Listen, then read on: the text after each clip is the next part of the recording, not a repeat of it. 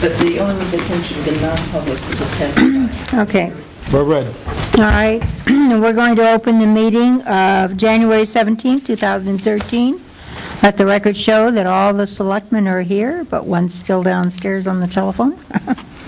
We're going to begin with the approval of our minutes for 1/8/2013.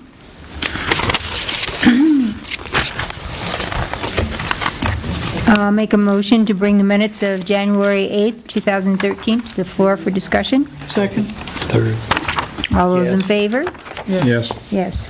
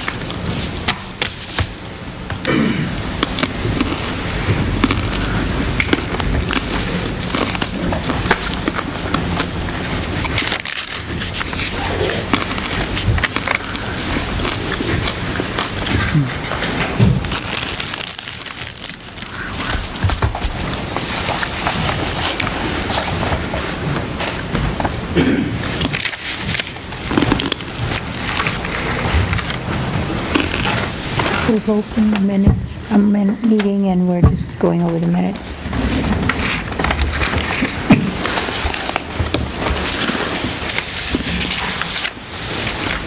Page 3, second line, MS5, period, time would like to create a capital project. That should be Tim.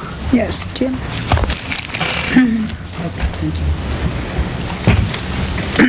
And also on page 3, next to the bottom paragraph where it starts Selectman Plessner, if you go down 1, 2, 3, 4, 5, 6, the seventh line, I've changed it because it's not quite correct the way it's written.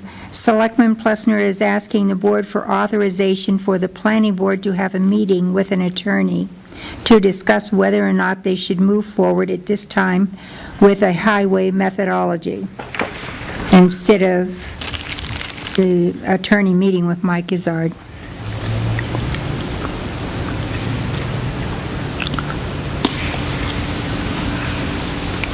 Okay. I make a motion, we accept the minutes of January 8th, 2013 as corrected. Second? I have something on the first page. Oh, okay. So I have carrot in my mouth. Bottom paragraph discussion. Where it starts, the second concern is that there are people that are not able to take their paid time off. And the next sentence gives a suggestion to why that is. With the police department, it is because they could not, because were too busy. So if we could take out after the first day, could not because they, it would read because they were too busy.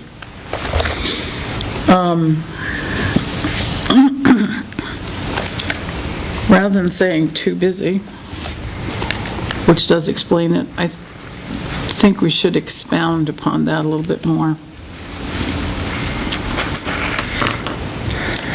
By saying, because of their workload. Yeah.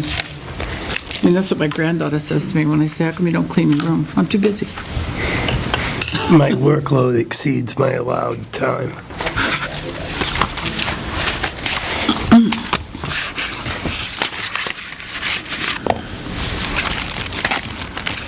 That's it.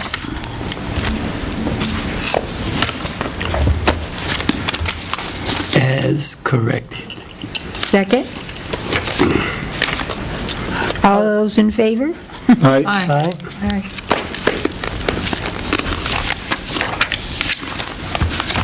Okay, Madam Chairman, you're back. We did January 8th. Yes, we don't have the 10th. You here to talk to us? Yeah, just in a moment of your time, I went down to the Lakes Region Chamber of Commerce luncheon today. It's been a long one. To accept the award for the town of Tilton in regards to the senior center. It put in for the award and we won. So here is the award. Here's the Golden Trowel Award. Very We should nice. put it on the front counter. Yeah, they got a standing, not a standing, a great ovation. So they read exactly what I had put on there, that all seniors are welcome and it's a great place and, for Lakes Region. So it was a very nice luncheon. I've never seen one close up. It's a spoon. Golden trowel. It's like a spoon from here. For their addition. Harvest. The Harvest got one, Tim was just so adorable. So he's so thrilled and excited and, yeah. Tim from T-Hop opened the Harvest Barn. Yeah, natural food. The natural food place over in Franklin, We're ready. where Radio Shack used to Oh, be. really? Oh, I didn't know. He's got It's a everything. natural foods place now. It's Tommy's brother. Oh, I have to check it out. I mean, I won't He have to won go to a Manchester trowel anymore. award as well. No, you don't. You won one too. What happened was George, one of the selectmen, I don't know what they call them down in North Franklin, city council. City council. He put Tim in for it, and Tim had no idea. Oh, When how he nice. heard he won, he didn't know what it was for. So, yeah, it was really nice. So congratulations from everybody from the chamber. Thank you. Thank you. Thank you, Cindy. Very nice. Thank Thanks you. for doing that. Oh, you're welcome. Will there be pictures in the paper? Yes.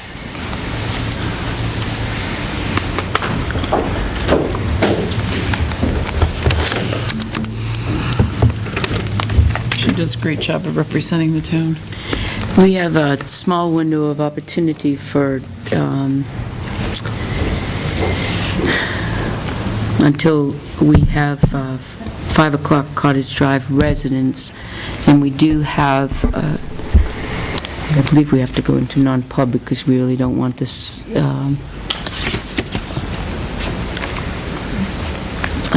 Chief has asked Brandon to come and give us a demonstration of the Cameras? cameras. Cameras. We've already picked on it. We accused him of being a lawyer. But you want to do that in non-pub and, Does it have to be done in non-pub?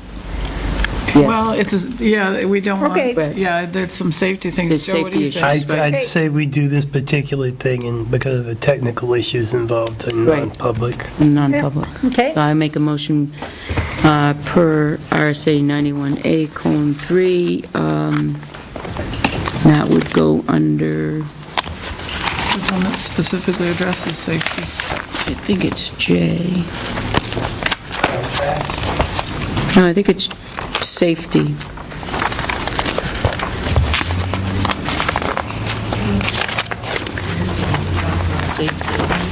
No, that's always been in there. It might not be on that, because it's not, but there's one that has to do with those types of issues.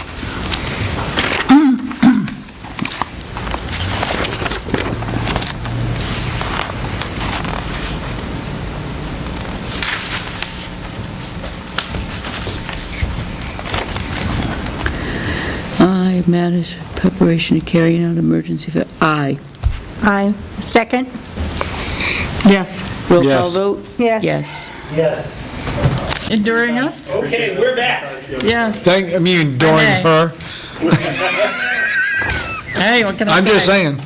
I'm just If I saying. showed you my cell phone, you'd fall over. We have Nokia. Oh, no, wicked. Nokia. It has an antenna. I still have paddle pong. What's that? Paddle pong? Does that have Snake on it too? Yes, it's my favorite I one. remember that. 8th grade math, that's what I was sitting there doing. I'm still doing it. Thank you, everybody, for your time. I Thank you. appreciate it. Okay. And please don't hesitate to call me on my cell phone if you have any questions. Great. Thank you. Aren't you like a UMass football I'm gonna go player? open the Super door. So good? how soon? Come on. Really? Yeah. I had about a dozen scholarships, put D1 ball out of high school. Went to the University of Buffalo, fraternity Yale, and then I transferred to Wow. No, Jack. Nice, Yeah. nice.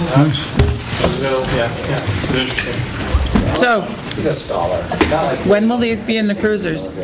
I didn't get a Tuesday. I think Merrick and I talked about Tuesday. I have time to call Tuesday. tonight, so I'll call tonight, place the order, and we'll get them rock and roll tomorrow. And when can you guys put them in? I have so much free time. It's sick. That's why I wanted them to put them in. I know you guys, you're so busy arresting our criminals. You don't mind paying overtime, though? I don't, I don't. I don't. I don't. Have a great weekend. Think you do. You're worth it. You know what? Well, my rate of pay on overtime is much less than a technician to install anything nowadays. So Him and Tim said. I don't mind. We got you covered. You guys put your lives on the line every single day. Overtime is the least we can do. You know what? So does anybody who wants I don't walk across the street, I drive. you. Thank you. Love you. They're talking about You got me for another hour. they have to take care of themselves, Let's make this rock and roll. like a committee, and maintenance issues, What is this? unless you want. Cottage Drive. The one that I discovered was, I think that guy was out there cleaning up with a shovel, wheelbarrow. I was gonna write it, I was gonna put a little timeline down, but I just didn't have time. I still got a report I have to write. I can't believe, I mean, it's like the heaven opened up with health officer crap. Well, I know that. I gotta go find that septic.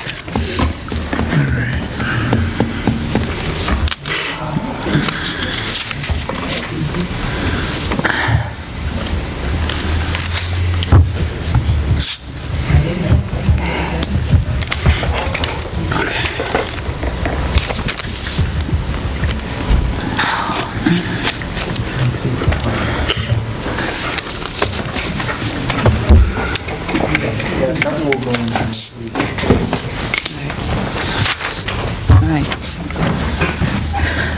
We apologize. I'm sorry we had a small I told him we had an emergency. emergency that goes a little bit before you folks, so we apologize for the delay. So you folks wanted to come up and talk to us about Cottage Drive, correct? So,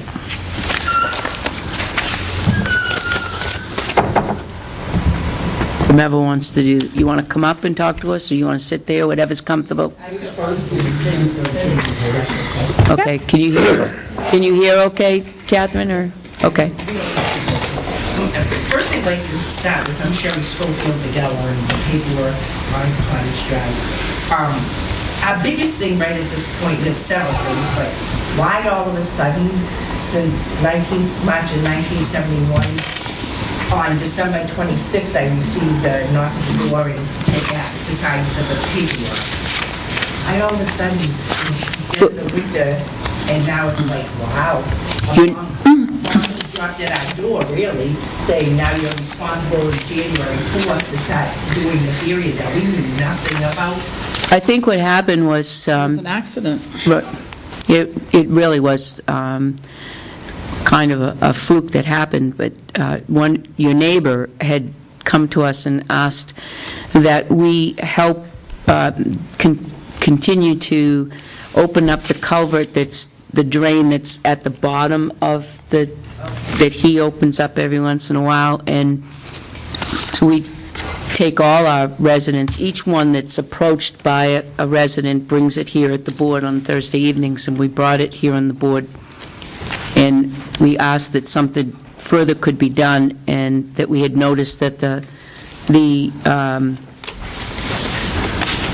pavement, the asphalt was all breaking up as well, and perhaps maybe regrading. And so in that kind of a research that we did, we found out at that time that we did not own it.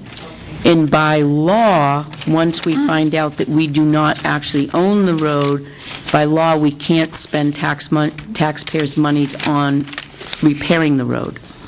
And that's how that came about.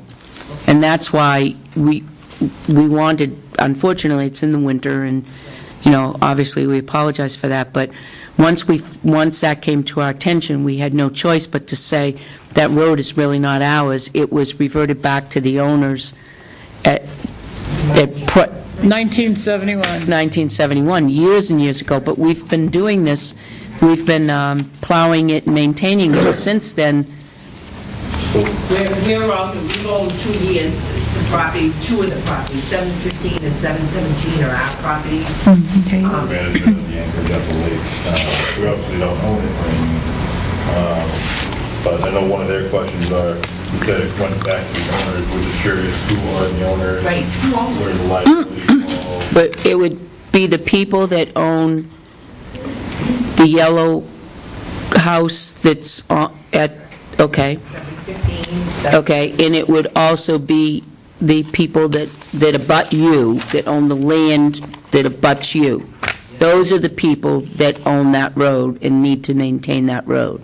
Because, Well, right? it's no longer a road.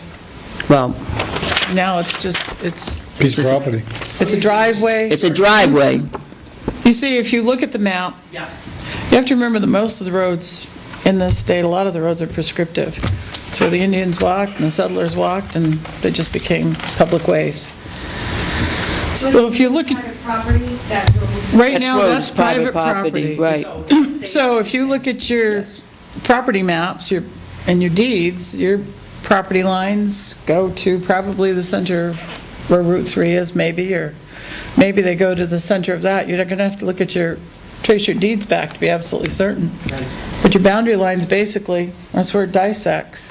You can all agree to keep it open as a public way for all of the abutters to use. You can, if somebody wants to take their portion and block it off so people can't drive over it, they have the right to do that, I believe. We don't need to maintain it in a particular way with state or anything like that.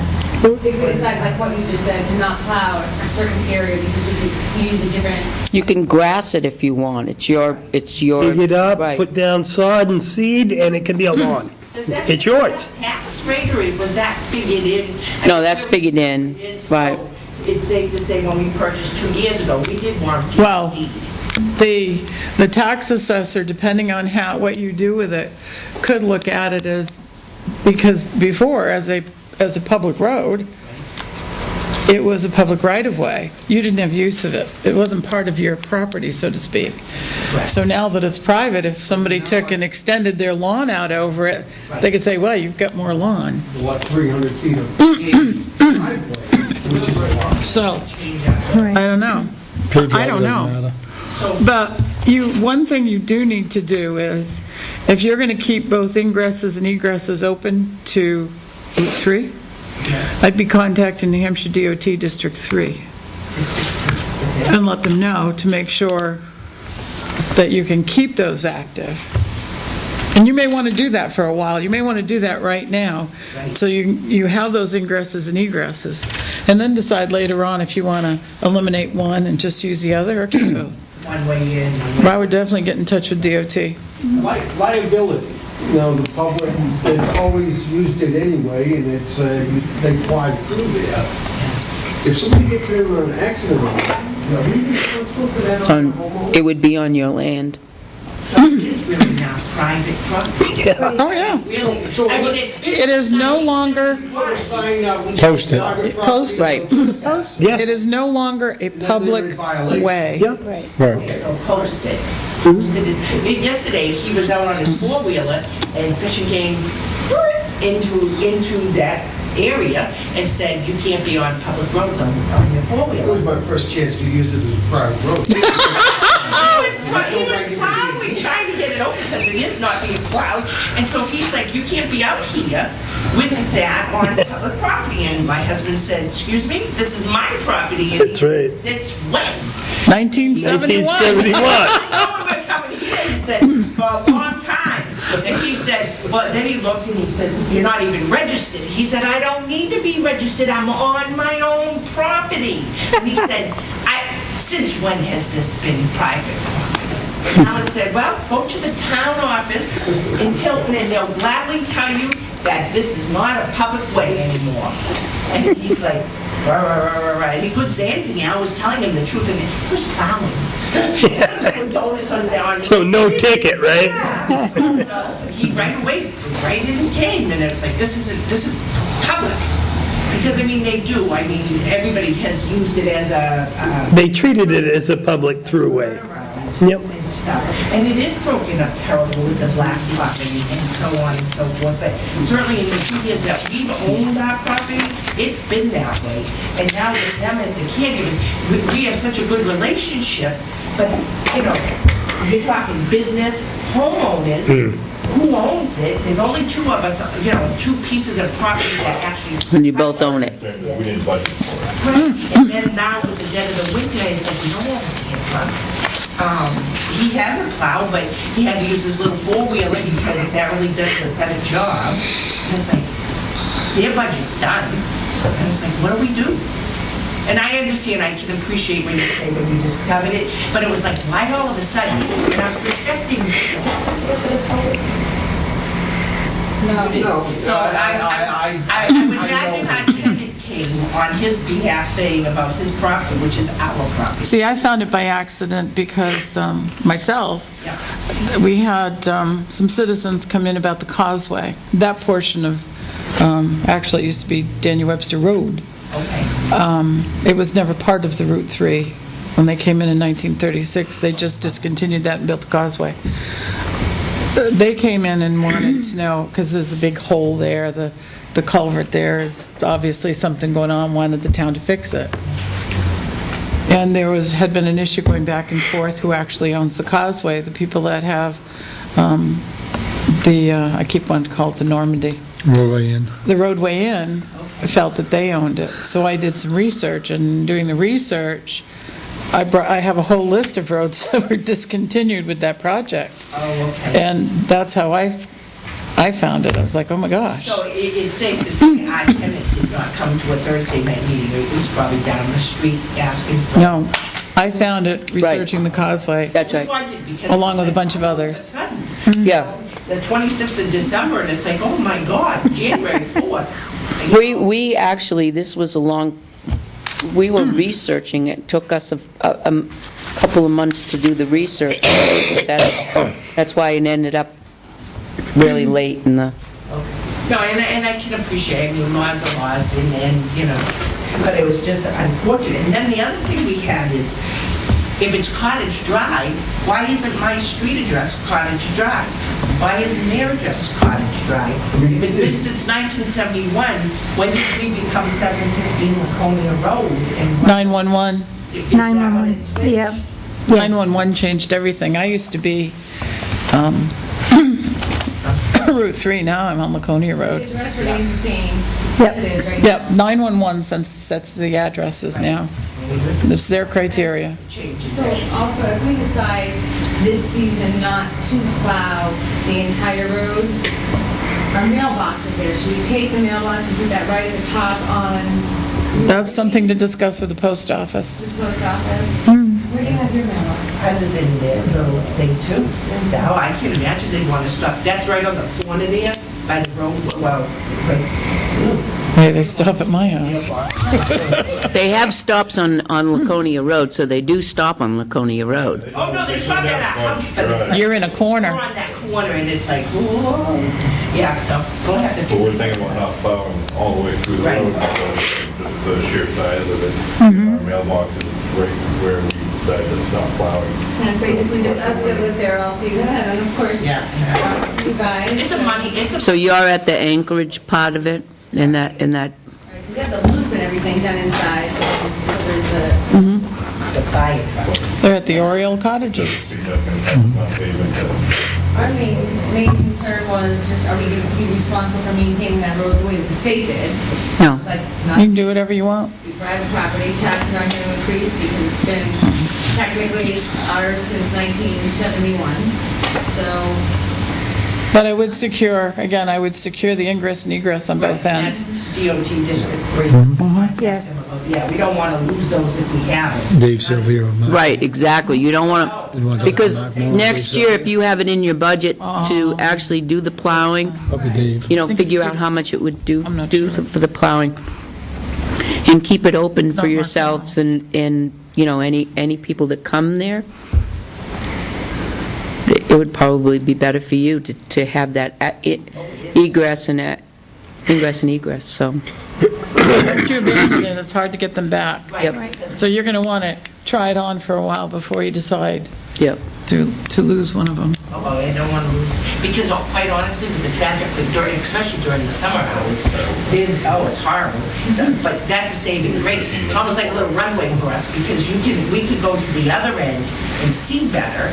Yeah. And then up by my house, which is close to heading downtown to Tilton, you know, there's that blind, that corner isn't very big, but it's blind. And there's been some good accidents there, and it's like, no, we don't want to lose either side, really. Right. Certainly not. Okay, so we have to contact them and speak to somebody about both. Right. Just let them know what happened. Let them know that that's what happened and that you're interested in keeping that just as status quo right now for you. Yeah, we want it kept open. Right. We don't have any. Right. But just simply, you think private property, private way, whatever it would say. It's no longer a public way. Right. It's no longer a public way. Right. And you can actually put a sign up there to say private way. Yeah, 'cause we don't want anybody, you know, if I Right. get that person, then send a letter to they're you. gonna sue us. I would be horrified. We should, You should send a letter to DOT as well to inform, To Right. inform them. and we can let 911 know. good idea. Okay. So don't call tomorrow. Right. Let us precede your call. We'll send a letter to DOT informing them that that's what we did with the road, and Right. we can also mention that the, no, we can't mention it because that's up to them. The Daniel Webster, you mean? The old Daniel Webster? Was Oh, the that causeway? original Route 3? Yes. No. That was Daniel Webster Road. Right. Then in 1930, oh my gosh, I've forgotten, 36, the state came along. They formed New Hampshire DOT right around that time. And, excuse me, and they created the Daniel Webster Highway, which is on Route 3 and 11. And they abandoned certain pieces of it because they, for obvious reasons, wanted it to be straighter. Yeah. So hence they built the causeway. Very much. All right, so you'll send them a letter. I say this, we don't want to, if we have a say-so, or they allow us to have a say-so, I don't think we should want to ever lose either end.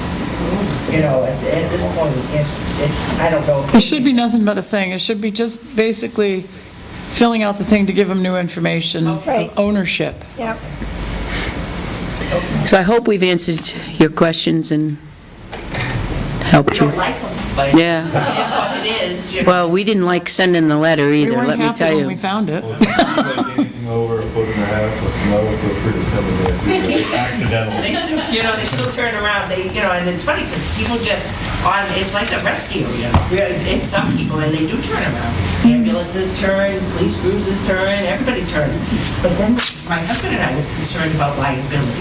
Right. And it's like, God forbid, we don't want anybody to get hurt, nor do we want them to say, oh, private Right. property, guess what, you have a hole. We should let them know that that's not a, we should let the fire and police know that that's really I not think a, we just let the police know. Oh, he left. yeah. God, they are busy. Yeah, we should we'll let them all know. That's Because it's a familiar, as you know, since 1971. I mean, that's a long time that they've been using it. Well, and then that's why we were shocked, though we're only 2 years into it, but it was like never spoken about. And I'm like, ooh, and it's like, wow. But we just really want to be sure that we cover ourselves properly. Right. Right. The right way. So, okay, thank you very much for your time. Thank you for You're coming. welcome, Thank you. anytime. If you need any information on it, please let us know. I'm gonna ask, I asked downstairs, can we talk to, she told me to go to land use. Can we get a map of our property downstairs if we come in during business Yep. hours? You can You get mean a Tax map. there's a tax map. tax map or the, let me show you over here. Something that, we didn't want TID, so hopefully, it's like all squared away then. But, I don't know. Just the original for it. Yeah. We just had it reprinted. Just say what month if you want to. This is it right here. 10 months, Just Sandy. water something damage. like that. Yeah. But I should get a bigger one downstairs. That will give her more the information, the numbers and They stuff. can get it online. Well, digital. actually, yes, I was gonna say, You can go right online and get it too. if you go on, if you have a computer, you go to something.org. So you go down to the side, Go to the tax map. tax, and all the maps, and you go to the map you want, print it out, and then you want to. It's all digital too, so. So, all you need to know is your map and lot. I actually, when we were buying it, I think I could, Yeah. and I think we have a copy, I don't know where it is. We're looking for ID, we found some of it. They're available right online on our website. Yep, hit copy, then hit black. That's nice. I wanted to make it darker. Thank you for your time. Thank you. for coming. Thank you for coming in. Sorry for the inconvenience. Yeah, they can go right on the website. Yeah, it's opennh.org. And there are nice maps on there now. Haven't changed. Joe, did you see this note from NRA? Oh, did he? No. Yep. 5.05 times the population with the maximum cap of 1,500.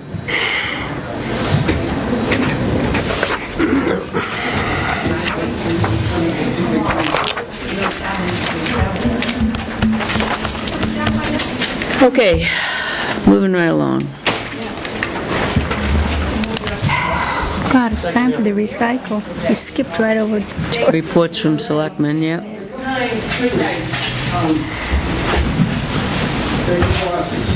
Joyce, we have to skip over for you for a minute or two.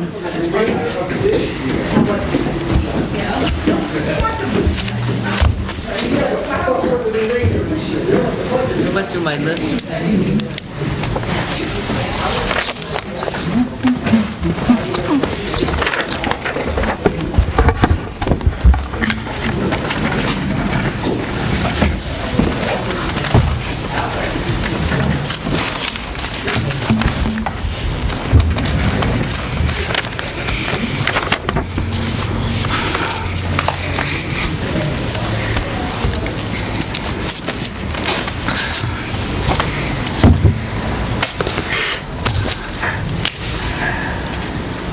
I'm gonna see what they do with shovels and wheelbarrows. Maybe what's not. So when I found that, I was like, oh, man.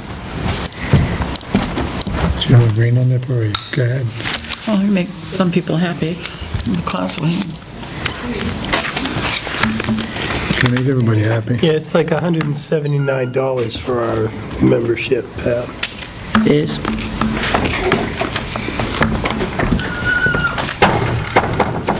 You can't make everybody happy. We can avail ourselves of all of the Can't make everybody various happy. No. prices that the NRA gets due to their size. Dennis sells metal there and batteries, various things, cardboard.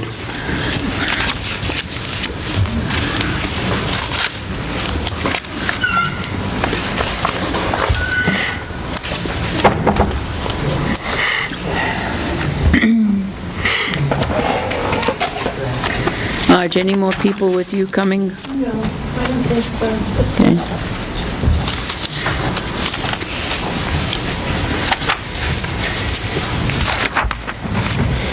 Did you look at handouts?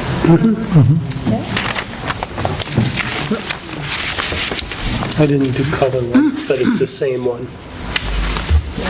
It's the same one Sarah gave us.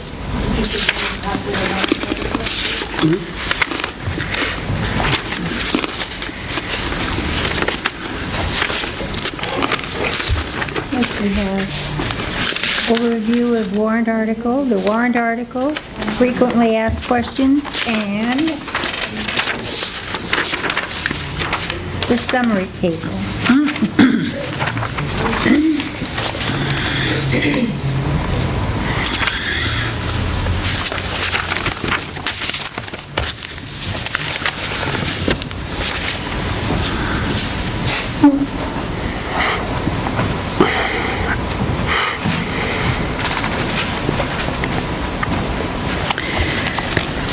Okay.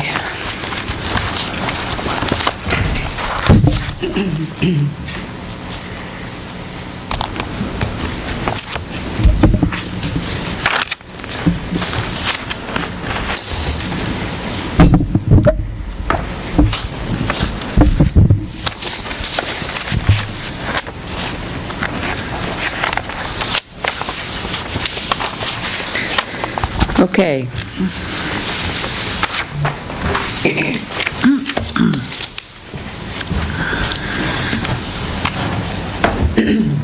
You're up. You're up. You're up. Okay. Well, I guess the purpose we're here is to give you our final analysis after 4 years of working on this recycling for the town that we were tasked by the selectmen to do. We have our draft for the warrant article to go forward at town meeting, and we have a little bit of explanation here and some handouts that we will be handing out at the public hearing and also at the town meeting. We have to thank Sarah Lakeman, who I think you met the last time I was here. She has worked with us and has done an excellent job on all these charts for us. I don't know if you all know Eve is the newest member of the committee, and she's here with me, and Joe is on the committee. So we need to know if you want the warrant article. When we were going for it 2 years ago, we were bringing it forth from the citizens as a petition article, but it's my understanding that you all are prepared to put the warrant article, put it on the warrant and go forward with it yourselves. We haven't discussed that. Well, okay. That's what I thought that you wanted to do. So if not, I need to... I guess we wanted the because we don't- option. Right. Well, I need to know that tonight, because if not, we need to get our signatures on and get it in a hurry. So, I don't know if you've had time to read the information. I have not. Read it, or need to read the No. warrant article, or... I read the warrant article. I read the warrant article. I just didn't read the other. The paper with Won't the paying for little waste? yellow table is kind of our cost Paying for the analysis. bags. And we decided Payments, they won't be to paid. base, right now, I'm the just- town is Let's see if you can hear this out. recycling. Well, that's basically for this specifically. The number of 30% recycling because we are going with pay-as-you-throw. Essentially, people will, our target start date is June the 1st. That 30% will participate? No.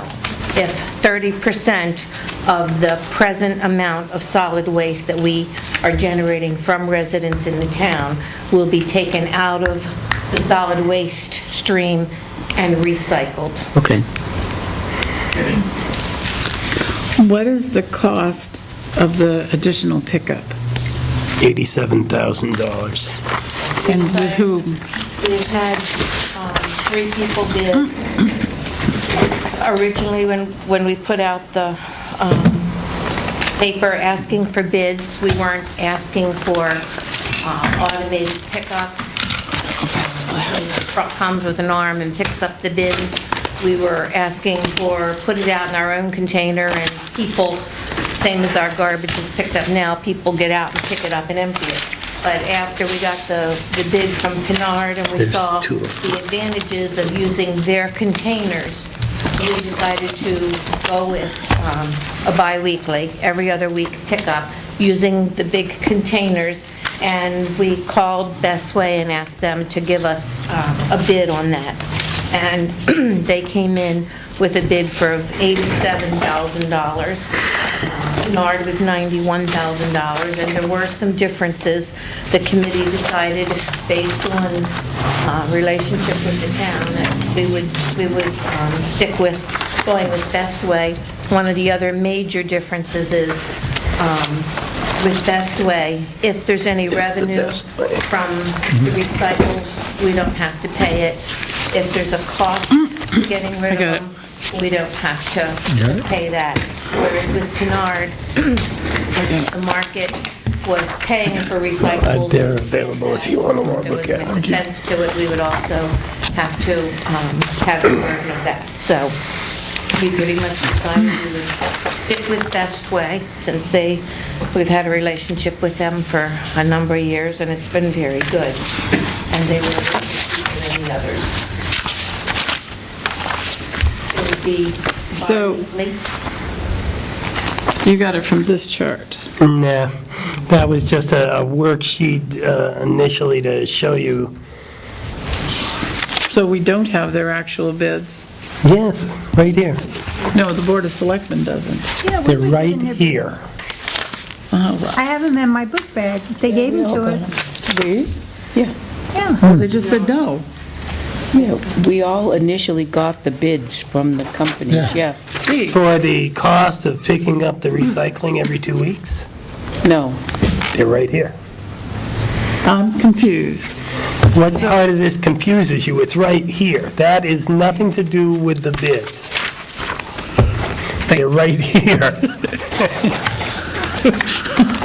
No, we went through the bids, and we are recommending that we go with Best Way, picking And up this every is the 2 bid. weeks. That's correct. And these are the other two. Those are the other two. All right, so let me look at Best Ways. Buy as part of the $87,000, they would supply the 96-gallon carton, the same size as the Pinard one over there. They don't have 3 sizes like Pinard was going to offer. Yeah, because it seemed to me when we got these, there were some unanswered questions about Best Way. There were. There were at that time. All We right, got used okay. to them, and That's just a worksheet to Okay. calculate general costs, but that's like we're way beyond that one now, Kathy. Okay.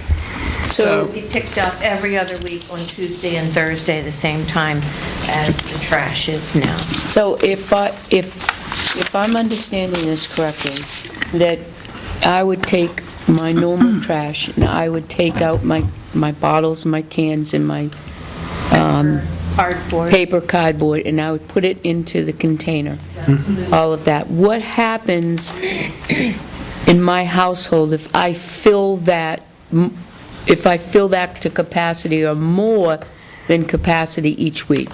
Do I get a second one or no? Pinard was willing to work with us with that. We don't have that answer from Best Way. We have a good relationship. I don't think there's going to be that much of a need for it, so maybe they would supply a second one should you need it. If you have that much recyclable, that would be a wonderful thing. Because you can flatten cans and cardboard. There's a way to... Now you're asking... Oh, yeah, I bought the whole thing. And now you're asking me to flatten my recycles. That's pretty much it, yeah, I really... yeah. It hasn't been the experience of other towns that a 96-gallon is small for every It's other. all about me. What size is that? That's 96. Well, the And that's size- what you're proposing? Yes. So that would be a question that I would have. I'm just thinking of my household and Well, why couldn't you put a cardboard box with no, just instead No, of... if you had bottles, you can't, Holds a lot of stuff. I could put probably 5 of my garbage bags in there. Yeah. Too. oh, I've looked in it. I've looked in it. I could take a jacuzzi in it. Heck, I could even get in it. I'm looking at the bid proposal from Best Way, Probably. and I don't see the 87,000. There is a, 102,000 for year run. there's another sheet, Catherine. There's another sheet. Hold on. Because that is it they picked up every week. I forgot to add it. This is bi-weekly. But if they pick up every other week, it went from that price to 87,000. The proposal A says, if pay it is adopted. Proposal B said, if pay it is not We aren't even adopted. discussing not having pay-as-you. That's how we got the bids. We just can't afford to do it that way. You know, it's pay-as-you-throw or nothing as far as our committee is concerned. And if you've been reading any of the articles from Laconia, they're very seriously considering going with pay-as-you-throw. There are 47 towns in New Hampshire who do a pay-as-you-throw. We don't have much time before town meeting to educate people to. Nope. That's why we are trying to expedite the process at this point. Does your 87,000 include other things rather than just the curbside pickup? Cost of the bins. Okay, that's why. Because year one is 78, year two is 81, and year three is 84. Is that what I'm reading here? Bi-weekly, twice-a-month collection on Tuesday and Thursday, curbside collection and disposal of residential commingled recyclables if pay-as-you-throw. Oh, no, that is not adopted.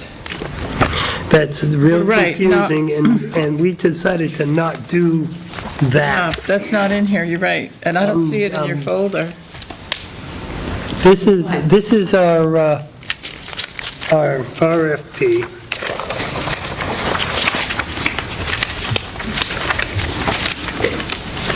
I have that piece of paper. I know you like to see it. I'm kind of excited about it. We stand to I am save cautiously optimistic. a lot of money. You know, we've estimated, if you'll look on the page that has, I think yours has yellow on it. Yep. With a summary table.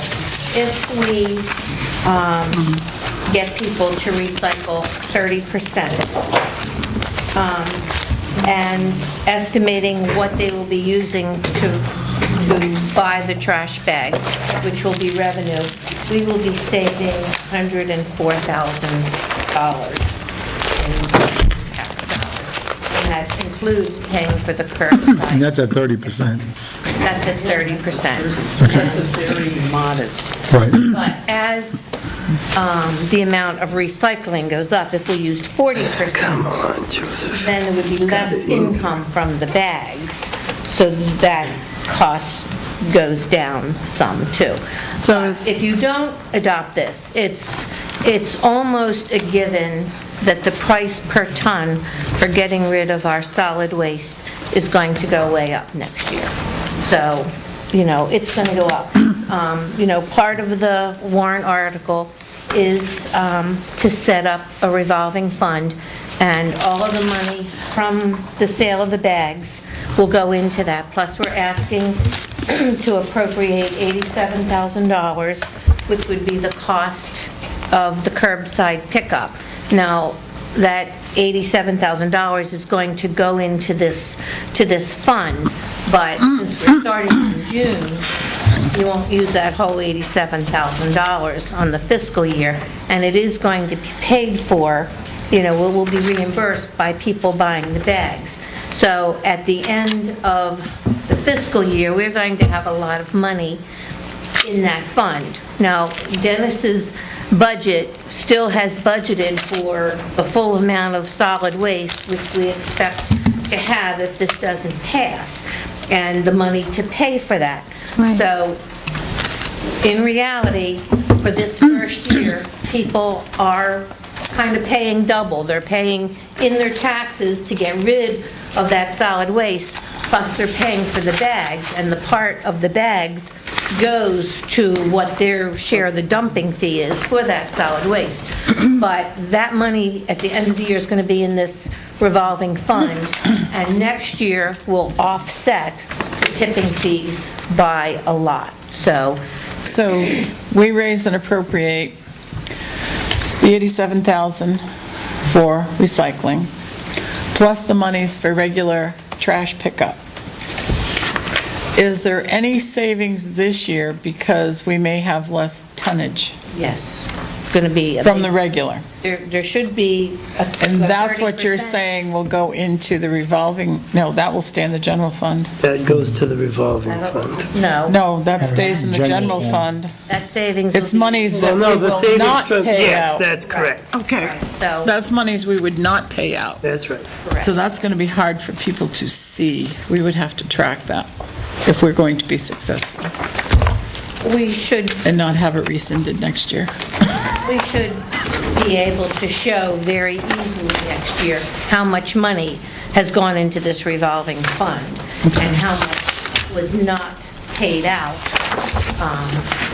The $87,000, that is straight costs without any projections of we might save money for the offset by anything. That is their cost regardless of what's put out there. If no one puts trash out, if only 5 or 6 people put trash out, it's going to cost us $87,000. 87, you mean if they don't put recycles in? Right. It's going to cost us $87,000. Okay, that's okay, Joe. There's going to be- Although it looks like it's a vendetta now.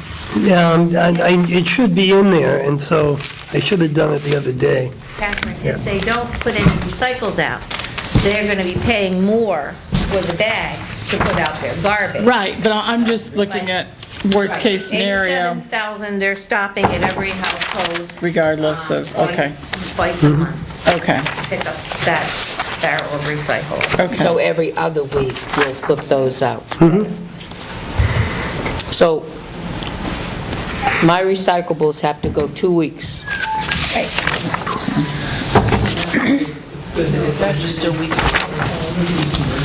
Do you have to clean your recyclables before you put them in the garbage? Some. The regular municipal solid waste is still Correct. You do have to, I think you need to have recycling classes. we serious. plan- We will on the website. There'll be a little promotional film, and we'll have Marge give it a little... We will do a lot to educate people. Plus, well, I don't think Bestway does it. Kennard on their barrels, they had a little list on top of it. 'cause you- But part of the PDF of it, RFP, was that they help with the education. Oh, nice. And let me just explain real quick. I know we've talked about this before, but how the bags work. We order the bags from the company. We say, we're going to have 2 size bags, and we are going very conservative on the price. We had talked about a lot higher.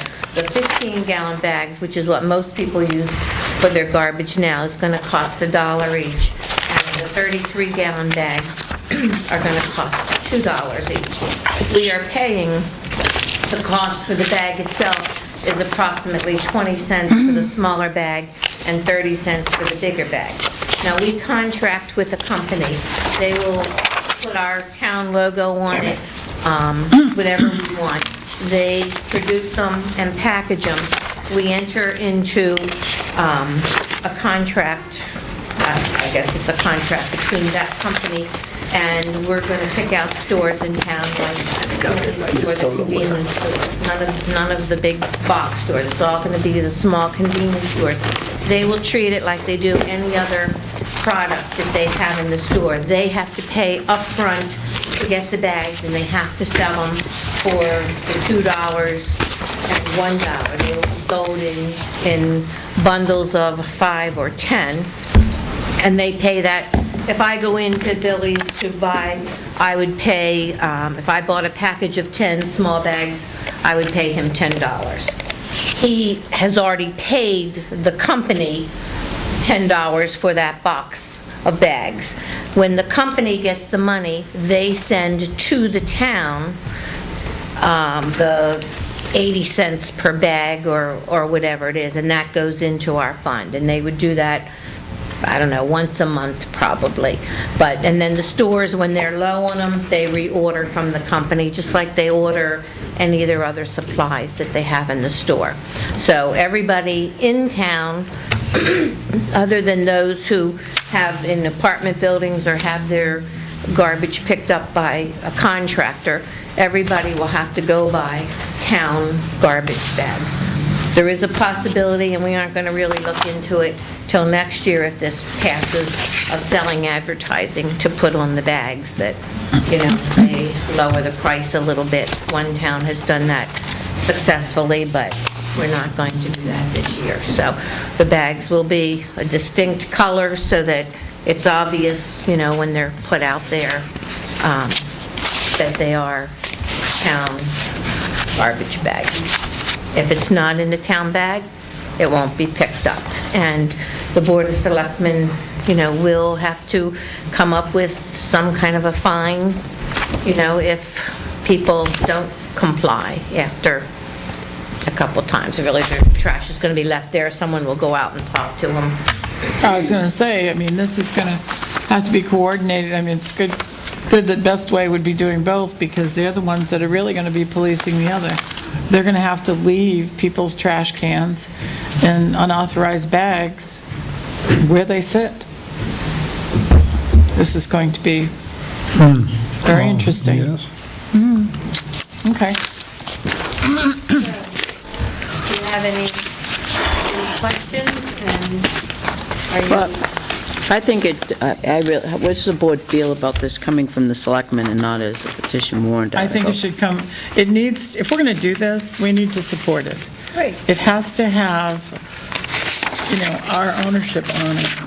We can't have it come as a petition warrant article. If the selectmen don't believe in it, why would the residents? And it's really pretty well failed. Ultimately, we're going to be saving money. It has to. Down the road, that's a likely scenario. Yeah. But I got to tell you, this year, next year, probably not. It's going to cost money. And the people who are putting out, who do not participate, That's not what our chart says.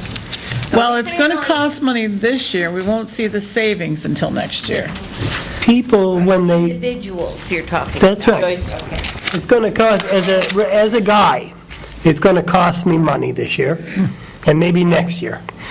But there's got to be a reason why I'm doing it. I believe, truly believe, that ultimately we save money doing it this way. Some people will pay more. Those people who have lots of MSW. Those who recycle will pay less. MSW. Municipal solid waste, regular jive garbage. Trash. But there's an environmental aspect to this. It's not sustainable to continue to bury and burn our garbage if we can divert it and those resources to use them again. It's just not the right thing to leave for our kids and our grandkids. If we can do that and ultimately save money too, hallelujah. Right. This should also make people use less, Joyce has something to create say. less waste. I just double-checked with Tim. The annual contract collection is $87,000. However, for 2013, we'd only be budgeting for 6 months of that. So perhaps we should think about changing the warrant article. We still disclose what the full contract is. Plus, isn't there an increase in the out years too, in year 2 and year 3? Yeah, there is. Subject to appropriation. Yep. So disclose that, but you'd only have to raise $43,500 for 2013. That's true. And because you're just getting the thing up and running, you're going to be buying your bags, you're going to be getting income. So when it comes time to do 2014, you'll have better data. When are you scheduled to, June 1st? June 1st is what we do. Good point. So, Well, you'll help them with the warrant article, right? She already has this. We'll still get it vetted, DRA will get it. Okay. so that's good news. Well, I applaud you. I hope think you- it's exciting and we work hard, and there will be resistance, but it's going to be up to us to explain. Most people think their garbage pickup is just free, that it's expected that the town will do it, but my mother-in-law used to live in Claremont, and they didn't have any town, city pickup, and she had to contract with a private person, and 10 years ago, she was paying over $1 a bag to get rid of her garbage, and that was one thing we discussed at the meeting. If we all of a sudden decided we weren't going to have town pickup and people had to contract with somebody, they'd be paying a lot more than $1 a bag to have their garbage picked up, so. are you going to be prepared to do a presentation at town meeting? With the overhead projector and all that? I'd like to make a motion that we support and recommend that a warrant article go on the warrant by us this year on recycling. I'm not ready to make a determination, make a number, because you're going to check. And DRA might change it around, the wording or whatever, but the concept anyway. We'll put in a warrant article. It's our warrant. So I make a motion that the selectmen put in a warrant article on recycling for pay-as-you-throw. Second. I just want to know, do we want to change this 87,000? And we don't have time. We do, based on, Why don't Joyce you is work going to on find that? out that details tomorrow. Of the warrant article. Right, Joyce will find out the details tomorrow, get back to you, and then we'll make the warrant article is Joyce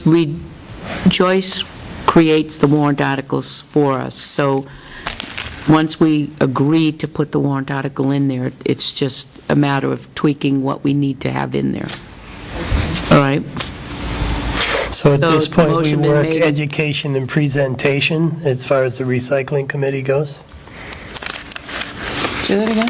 Yes. We work on educating the Yes, public recycling and committee, that's correct. presentation Yeah. for town meeting. Right. So a motion's been made and seconded. All those in favor? Aye. Aye. Okay, so you have our support. We're going to put a warrant article in for recycle and pay as you throw. You folks are going to be responsible for the presentation. We will notify Chuck Mitchell that the presentation, you have to limit the amount of time on the presentation. Joyce, you'll get the amount of time that they're limited to, as far as what Chuck tells you, how much time. It's my understanding then that the next thing that we have to do is come on February 7th. That's correct, for the public hearing. For public hearing. That's right. And the budget committee. That's right. The budget, the second public hearing will include warrant articles, because it includes warrant articles. Well, that's fine. You don't want to have a separate hearing on this. That's good enough.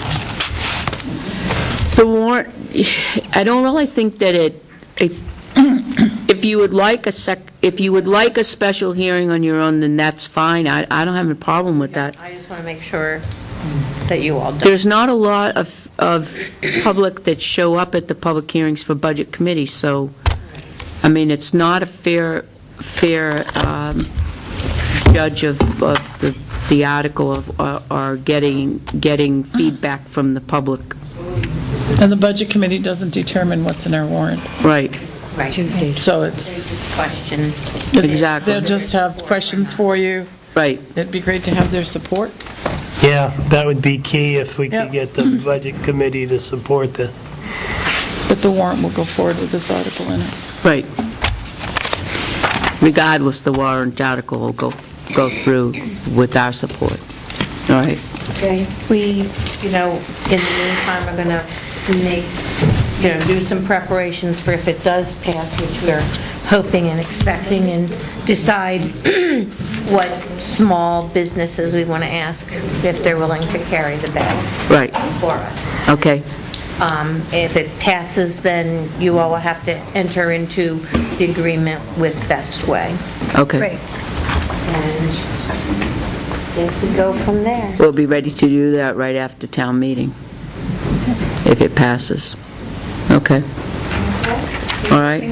Thank you for your time and all your work. Right. This is great. That's excellent. I'm excited now, all my bottles will... Water, Coke. When I say bottles, everybody thinks beer.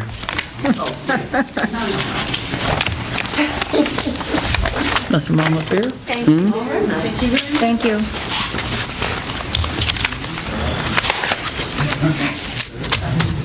Good night. See you, Marge. We have a recycling plan. Are we reading the press release that Tim set forth for the 61 buildings? Where is it? Joyce? Did I just get rid of it?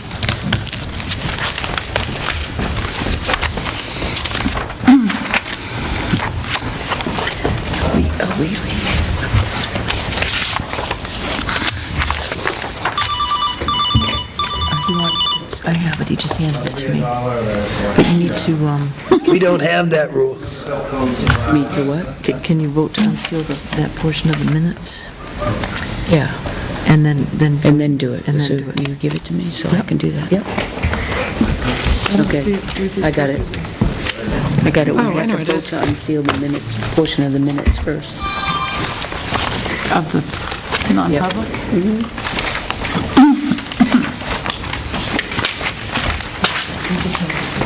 Yep. There it is. Okay, well, we have just a housekeeping one housekeeping item, and one new item that we'd like to take care of. It's very quick. I would like to make a motion at this time to unseal the minutes of the non-public meeting pertaining to 61 Business Park Drive, January 10th. Second? All those in favor of the motion? Aye. Aye. Okay, at this time, I would like to read a press release.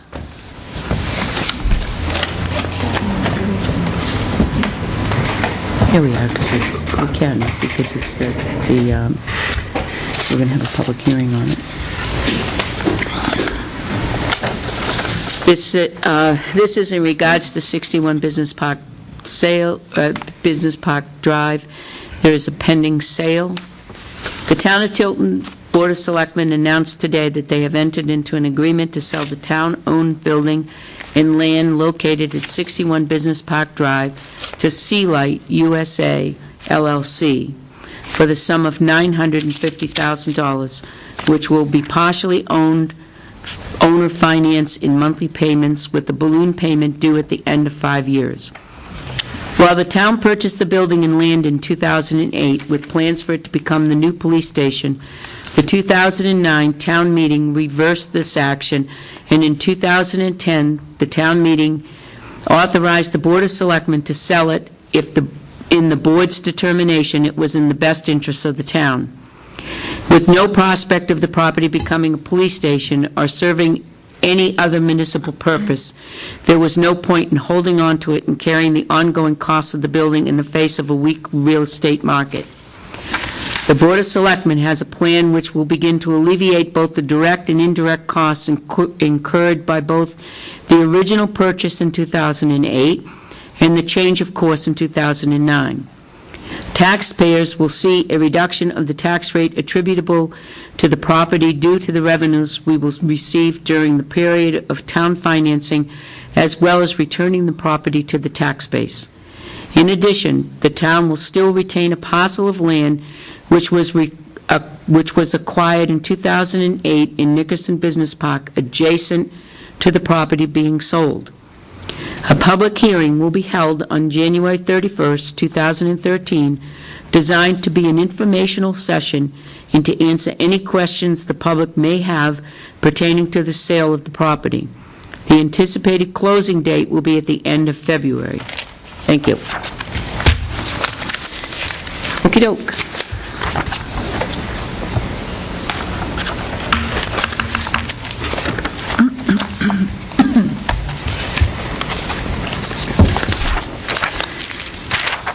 Okay, we have the residents from Mansville Road area on maintenance issues, and also with us tonight is Public Works Director Dennis Allen to answer any questions and concerns.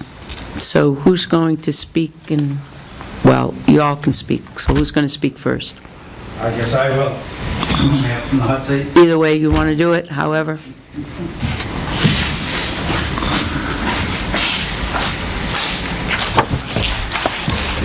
I think I'm the appointed mayor of the GEM district. First, I'd like to thank the board for scheduling this public hearing. As a result of this public hearing, for the first time that I can remember, we've had the snowbanks pushed back on Manville, Crystal, and Andrews Road, so we're starting to see improvement. Some of the issues we have in the past was because they weren't pushed back, you'd have narrow areas on Manville Road, which gets 5 bus routes a day, plus an average of probably 3 tractor trailers, which can vary with the 3M property. Other areas, when you enter Crystal Lane, you get a funnel effect. There's a funnel effect at Route 3 as they come out to turn right. They sort of bear left, turn right, so we start funneling in. It never gets pushed back. Talking with one of the neighbors, a couple weekends ago, we had a bit of a snow, and they were saying straight salt was put in front of the 3M entrance, so that's a surprise to me. And the resident wasn't too happy because he has a dug well. Who put the straight salt? Must have been the town. They found out. It was not, Well, someone put straight salt around the curve there at 3M. Maybe it was 3M. So we need to investigate that, okay? Typical winters, we get the buildup on Manville Road, paralleling the railroad tracks. The pine trees to the south block the sunlight, so we get a snowstorm, we get plowed, we get sand, and then it just keeps building up. A couple days after the storm, any sand that's there is gone. We've got tractor trailers, we've got buses, cars, and we're driving on a hard pack that's hard to stop. If you recall last winter, I notified you the night that the no salt sign was taken down because it was a skating rink. Wintertime and summertime, we have first and second 3M ponds along the pine trees, one by the driveway and at least one other along the row of pines. When you get a heavy downpour, you'll get a puddle going out into the road, so you've got two-way traffic, you're going to have a chance of potential hydroplaning. Those are some of the big issues that have been going on for years. Anyone else? Okay. I agree to some extent with Peter, but I don't think the problems for the most part are that severe. I think all of the problems can be mitigated if people drive slow. My suggestion, we sort of come up with, first of all, the first thing is maintain safe travel on Manville following winter snow skating. And Richard and I we discussed this is first of all, it's a really flat road. It's not, there's no hills, and if people just drive very slowly, according to the conditions, and all the years we've lived there, we've never had a problem. But our only thought would be to perhaps if the town wanted to, we could put up some, speed limits and enforce like a 20-mile-an-hour speed limit if that's possible. And because I think the only real problem is people driving too fast. The towns, for the most part, tend to, I think they do a pretty good job of that. The only thing they could do is on a day like today, you get a storm, they plow it, but because it's no sod, it doesn't get down to bare pavement. And so when you get a warm day and it gets slushy, that would be the time that the town could come down with the plow truck and make it passes and scrapes some of that slush. But we understand the fact that being a no-salt road, you're not going to get a kind of bare pavement. I think it's important to keep the salt out. We'd rather drive a little slower. And the other one is remedy the proper sight distance at the intersection of Laconia Road and Route 3, when we have plows have the yard sale. And that is a problem. In the summertime, when the traffic's really busy, it's usually on weekends, and you have all these cars lined up, parked on the side of the road, and you have to really pull right into the traffic to see, and the car, and it's a really, and under the best circumstances, that's a hard road to come out and turn left on.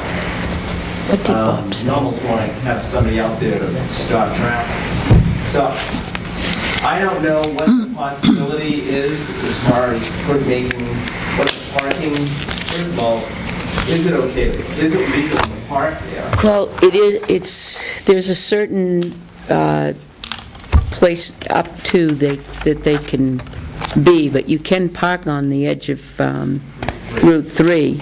But Bob had a suggestion on how to rectify that, pushing back the yard sale a bit, so people could push in. Well, there's definitely, I went down there when they had a yard sale in my high truck, and I had a hard time seeing. I have a Miata. I can't imagine. Because, for one thing, the yard sale goods were so close to the road and people, then the cars. And even though they were back some, it wasn't enough. I mean, the front of my truck was in the traveled way before I felt I could shoot out, and I was turning left. Now, they can park on Route 3, but they can't obstruct the line of sight. So we can still force them to not obstruct the line of sight. I think because Force is it's a the wrong safety word, issue. but Enforce. There could be some requirements for them to be a certain distance from the road with their goods. I don't know. We'll have to talk with the chief about it. I don't know if the police department could have it. Well, Chief Cormier had gone down there, and we moved them back away at one time this past summer to a certain line that they couldn't. It was so many feet from the center of the road. He also had he's not here tonight, unfortunately. He was out on an emergency call, so we can get with him on that, because there are some other solutions that he had recommended to us. It is a problem. That is an issue. Another thing I thought is, I know where it's near yard sale, he does have some parking space in front of his garage. And then there's space on the other side of the railroad tracks. But then people have to back out onto, when they pull into the yard sale in his garage, then they back out. It's only backing on the Manville, not onto Route 3. Yeah. Oh, the one on the, okay. On Manville Road. Yes, okay, I get it. That really would be as big an issue. And that's another thing. If you prevent them from parking on Route 3, they're going to swing around and park on Danville. Right. Right next to the, right at the corner. And then it's going to block it. Situation Right. going on there. Yep. Yeah, they'd have to be like So on the side of the what railroad can the track. town or the state do about that? Because that is scary in the summertime, when you're coming out and you can't see. And We can do something if they're blocking the site on a town road. No. No. Civil rights. That's civil rights. Yeah, you can't, I know, because once you start doing that, you're opening a big can Right. They have a right to sell their goods. We'll have to be creative because we have state authority and town authority, so. Well, you look like artists. Be creative. I have a suggestion. Why don't they do the yard sale in front of the garage area so they pull into But it's the their yard? property, they can do it where they want. Right. It's more exposure on, right. Front there, one of the last But it's ones, still, and they moved them. right, you could ask them, but you didn't maybe. Yeah, Right. we'll have to work it out with the police and the state. You could, but that's not the town's. Hey, We could ask them, but, right. But that's an area we can work on. and then the traffic with, across the railroad tracks, in the wintertime, with snowmobiles and stuff, especially when you have a lot of snow and you have a big storm, and they plow, and then the snowmobile groomers come through, and they push the snow all back across the road. Is there any way that the town could get with the snowmobile club, or whoever does the grooming? Some of them. Work to mitigate it? Some of it's the plow, because they lift the plow to avoid catching it on the They can't- railroad. I realize they can't plow, they gotta be careful going on the track. You gotta remember the terrain. It's tough to plow over anyway, because the way the tracks are. Because one's higher. Well, there's, The railroad should redo the track. We talked to them, chances of that are slim and none. well, we don't want them to come in and do that because we'll have to pay for part of it. Yeah, there's that too. Well, we're suggesting that we have two options here. Number two, the town gets up with the snowmobile people, That they work with. that they work with them, or the town does it and then charge the snowmobile. Or can the town come in after they plow, when they're going to push the banks back, if they have a loader or a backhoe or something? Don't we have an ordinance that doesn't allow snow-moving operations to dump snow upon our roads? Yes. Last year I talked to Larry Viola, because he's the one that runs the room. And I asked him, I tell him the problem that we were having. And I asked him, once he gets to the railroad tracks with the bombardier, if he could lift the blade up and just tape it right off at the edge, then go across and then put the blade down, okay? And he said that he would do that, okay? But if the snow builds up, can the town go in? Because then you could go sideways, you know, just kind of scrape the ice and the snow off the track with a loader or a backhoe. When you're down that way? Yeah. Right now, the build-up, okay, is flush, almost flush with the existing tracks. Okay? But, you know, when we've had years when we've had a lot of snow, you know, just when you're down the corner pushing the banks back, they could go up and scrape the tracks. You realize the contour. It's hard. You know you're up. Yeah. Yeah, we know what you're up. I don't know how many shoes I've broken off. Yeah, I can't imagine. Now, as far as the ponding on the side of the road, and that, you know, as far as trout exports, it's a pretty good line of sight. And I've never had a problem, you know, if I get pulled or, you know, slow way down and let people go by. But, I mean, it really shouldn't be. And wouldn't it, and Richard just know more about this. Well, The water, I've seen the marks out there, and I think we've tossed enough drainage out there. But last year, okay, when we had the problem with the water hawkers and stuff like that, I mentioned to the board, saving myself, went to the conservation committee, discussed the problem with them, and what my suggestion to the conservation committee was whether we on the north side of Mansfield, and then on the south side where the ponds are, we own from edge of payment to edge of payment. So we would have to go to 3M to get an easement to put drainage in. And you all know how close those pine trees are, right, to the edge of the road. That's what we talked about. And you know how shallow the roots are, pine trees. Right. So, we were gonna ask them if they would give us these, okay, but we gotta go through the process of that. Also, last year, over the course of the year, with all the sand on the edge of the pavement, there was a sand burn, okay?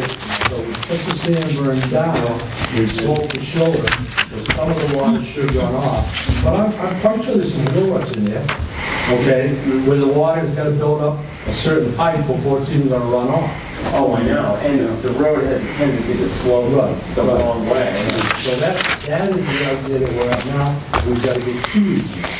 One to put into wetland, with another easement on the south side from 3M, if we can put drainage in. We only have one catch basin in that corner, okay? Right. And that goes directly across the road and Jason's property. Go ahead, Peter. Why can't we put in manholes with no bottom, just crushed stone, line them with oil-absorbing pads, so that any oil grease from the road that goes in you'd collect, it drains straight down instead of into the wetland? Like the dry well drains. Sure. As opposed to having to also dig across the road, put a culvert across. I don't think the problem, digging across the road will be a problem. I think we'll be able to get that easement. The easement that's going to be hard to get is the one from 3M. Because of the trees being so close to the road.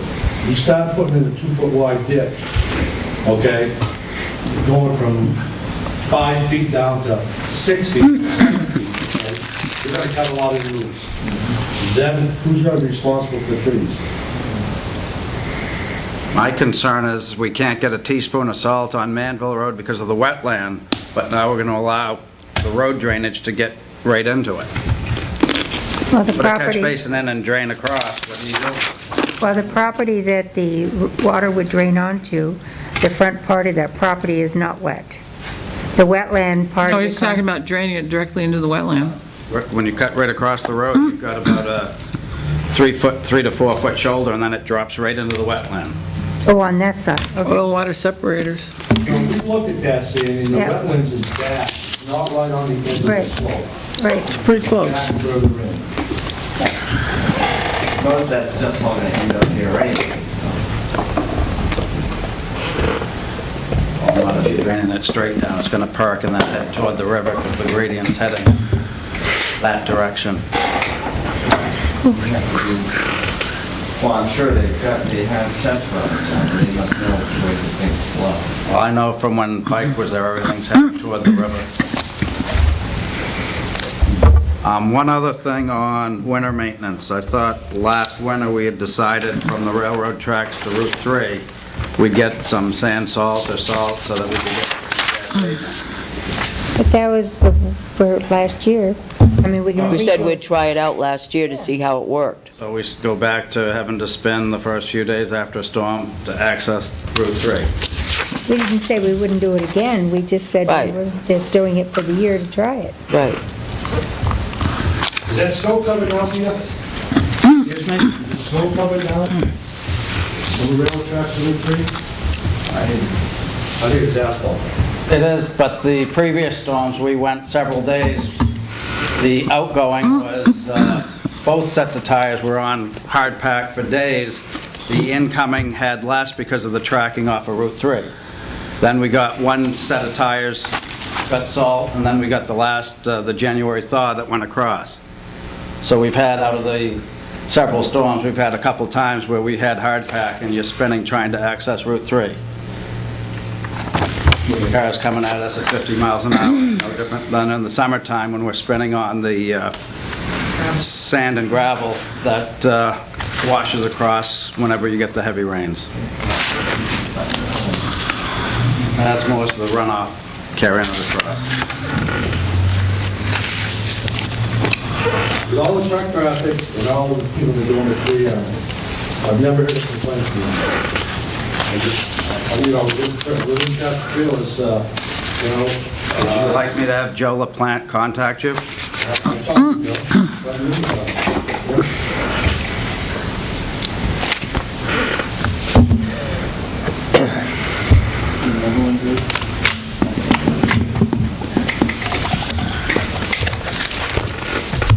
So do you feel that we need to have the sand and salt from the railroad to Route 3 back again? I'd like to have bare pavement trying to access Route 3 with the way the traffic comes at us. I can agree with that. Well, sand and salt doesn't always get you bare pavement. Gets you some traction. It gets you traction, but not, I mean, we can't. it helps. We live in New Hampshire. We deal with snow. And I know I spent most of my years living here over in a very small town in the western part of the state on dirt roads. And the town trucks came by, a week after, 3-4 days after it snowed before they got plowed. So we think we're living in the lap of luxury over here. But,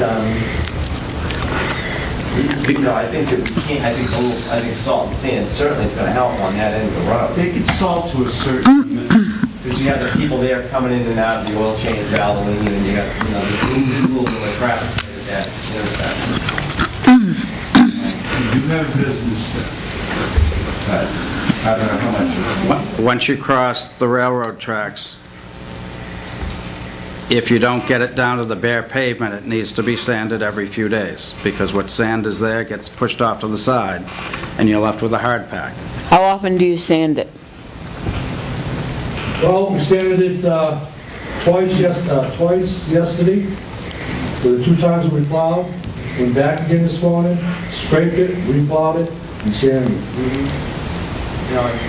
I mean, I think you can't expect it to be perfect, and I know for us, all the years we've been. Is there an issue with that kind of? We've never had a problem driving back and forth on the end of the road from the railroad tracks down around. I've never gotten stuck. Where do you live on, past the railroad tracks? Down on Emerald, actually, our driveway. Emerald? Emerald, right. And I do agree with you, a lot of it pertains to the speed on the road. People drive reasonably.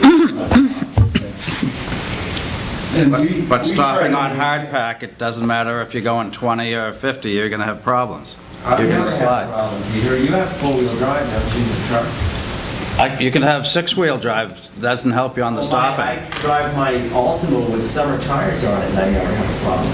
I've experienced the washboard effect on Manville Road. I just drive slow in the I mean, wintertime. You have but to I've drive had times, I've got a 4-wheel drive truck, it's way off the road, and I've had to drive, Oh, the ice buildup, and it gets 10 really miles an rough. hour. Sometimes gets that really washboard effect is quite interesting. Right. And I mean, it can send you right off the That's road. one word for it. So somebody coming in, when you first come in, my problem as I see the road, and it's a maintenance nightmare.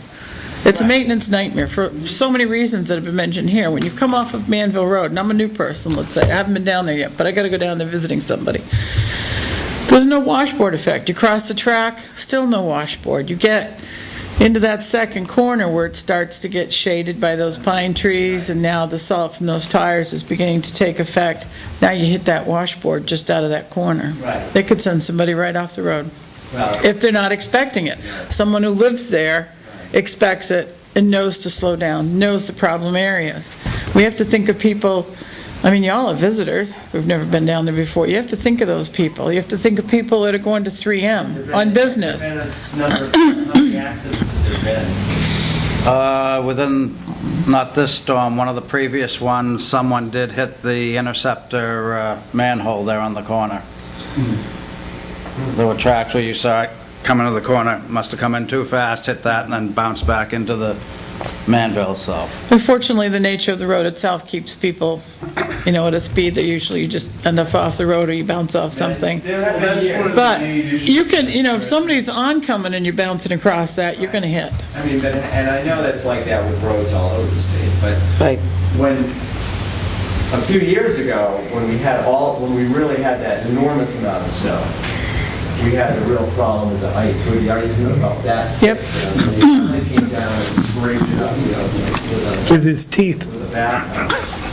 Right, Joe. The key here With your is teeth. basically the people that drive on the road. That's most, but the town, But what about those who don't know the road? Speed limit, maybe kind of once in a while, having one of our finest. Should we put the trailer there for a while? I'm sorry? Should we put the speed trailer there for a while? Doesn't do you any good if you don't have enforcement. What's the average speed on County Road there? We can learn the speed limit, but if we don't have enforcement, it doesn't matter. Yeah. So we really did take the time on it. Pull it out. Hi, Dennis, we have you here. We have all these nice people who have come out. We don't often have an audience, so it's kind of nice to have company. The petition itself, have you seen it? So maintain safe travel on Manville following winter snow, sleet, rain events so as to prevent the skating rink from the storms of 1/12/12 and 1/17/12. Thank God I can't remember them. Are those events that happen often on the road? It depends. The skating rink, or is it when we have the unusual What happened? rain? You sort of had a day that was probably around freezing, whatever, and right around sundown, you got just a bit of a light drizzle, and then the temperature dropped. From what I heard at the beginning of this, maintaining the full travel width If we're at this doing time like is what- being maintained, As of last week, it started, yes. and the railroad crossing remains the problem when they come through and groom the trail. As they come in and they're making that right turn, that turn is also causing the plow, I think, to lift up a bit, so you get that beveling that's pushing the cars to the wrong side. Because if you look at the road, when the hard pack builds, as he's coming It's not being straightaway- plowed flat and level, there's Well, as a, he's turning, it's causing the plow, I think, to come up some, plus he's probably beginning the lift to avoid catching it on the railroad bed. can you address that with the individual that's plowing? Just make them aware that might be happening? Catherine, he's got to lift the plow and go over the railroad track. No, this is at the corner, I understand. Well, the corner's not all that far from the track. Oh, I see, so the plow might be right not, at that corner. so once he's lifted the plow from the track, it may not be down soon enough on the other side? Prior to the track. Are you following this line of conversation? I am. As he's coming in, just before the turn, it starts that little bevel. So I'm not sure if the turning of the truck is lifting it a bit, or if he's starting to lift the plow. You're saying you're going over the track. Now, as you're heading out, before you... Coming out of Manville, out of the corner. Coming out of Manville, I'm coming from 3M, heading out, just as I come to that corner. As he's starting the turn, I don't know if the weight of the truck is shifting, causing the right side of the plow to come up a bit, or if he's starting to lift the plow, but you get a beveling action there as it bends right around. I think if you look at that in the summertime, there's a cross slope on that, and it all slopes down towards the stop sign, okay? And that's your effect there, because the road is uneven. And he's coming along plowing, he's got one side of the plow on center line, okay? So you've got a cross slope, that plow does an angle, okay? So he's leaving some of that snow as he's coming across. And eventually, we'll build up and build up. And you're always going to get an inside corner, you know? Correct, that's correct, right. And we don't have down pressures on those wings. They just float along. Sure.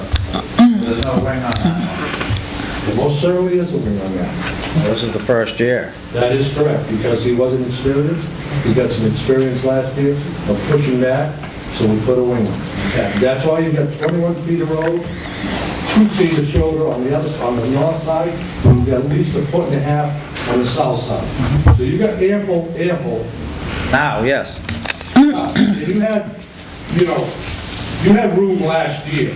I had one winter with one of your spring storms, I had a PS&H truck coming at me, I'm coming in with my plow, I had to go through the bank so that we didn't connect. I've never seen it that narrow. Let's go forward. Let's try and go forward. This is 2013. Yep. Okay? So that's what we've done, okay? We tried to correct some of the problems, and I think we're doing a good job right now. So far, I agree. Right. I have one complaint, and it's my complaint of the year. I shouldn't have to go out and snow blow part of the town road where they plowed 8 feet from my mailbox every time. Well, Get me a little bit closer, maybe 5 feet.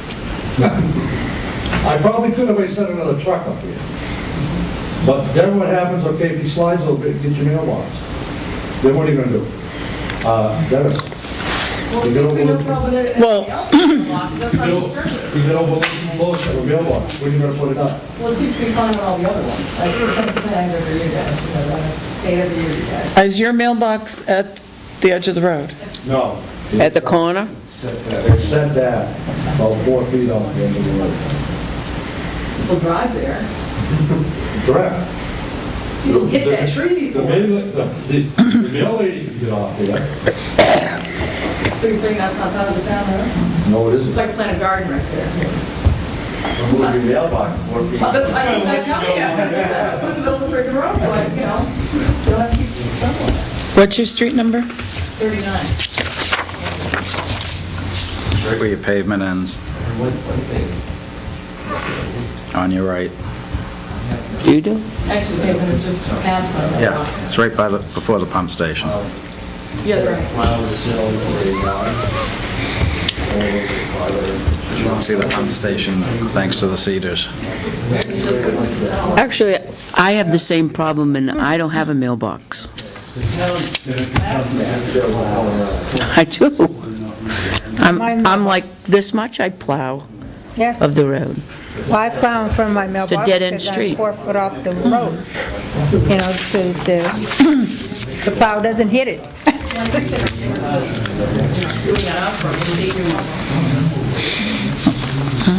Has the lake effect happened in front of 3M yet? Okay, you got a list? I go down there periodically just to check, and I haven't seen it yet, but that doesn't mean it hasn't happened. Ponding, Fog Pond, yeah. you gotta get like a thunder shower or something, or a real quick melt. So it sounds like there's a couple of issues that we'll have to solve as Board of Selectmen. It's not really a road maintenance issue. The problems with the yard sale. And I think we need to have a conversation with the Snowmobile Club grooming and check our ordinance. Because if they don't play a game, play ball with us, we'll have to fine them. It's just that simple. If they've been out, Dennis says he's asked them. And it seems to me, if we have an ordinance against moving snow into our roads, and I think we do in our winter maintenance policy. Look at the distance in the mailbox, because Catherine has the same issue with not plowing in front. Okay, I'm going to drive down and check those out. we'll drive down in front of yours. I've got one neighbor that I don't even know, taking their half, that piece of the other half. Okay. Does anybody else have any more questions or concerns or comments? Sure. A lot of trash in the 3M area. On that whole, 17 years. Trash? Trash, and I know it's coming, beer bottles, and it's like all the time. That whole road is trash. Coming down. You stop it. Yeah. You gotta make them returnable, and then I'll save Not to them. mention any names, but You're saying along people are throwing littering. Littering, yeah, it's a lot of You trash. don't wanna get caught with the open bottle, Catherine, come on.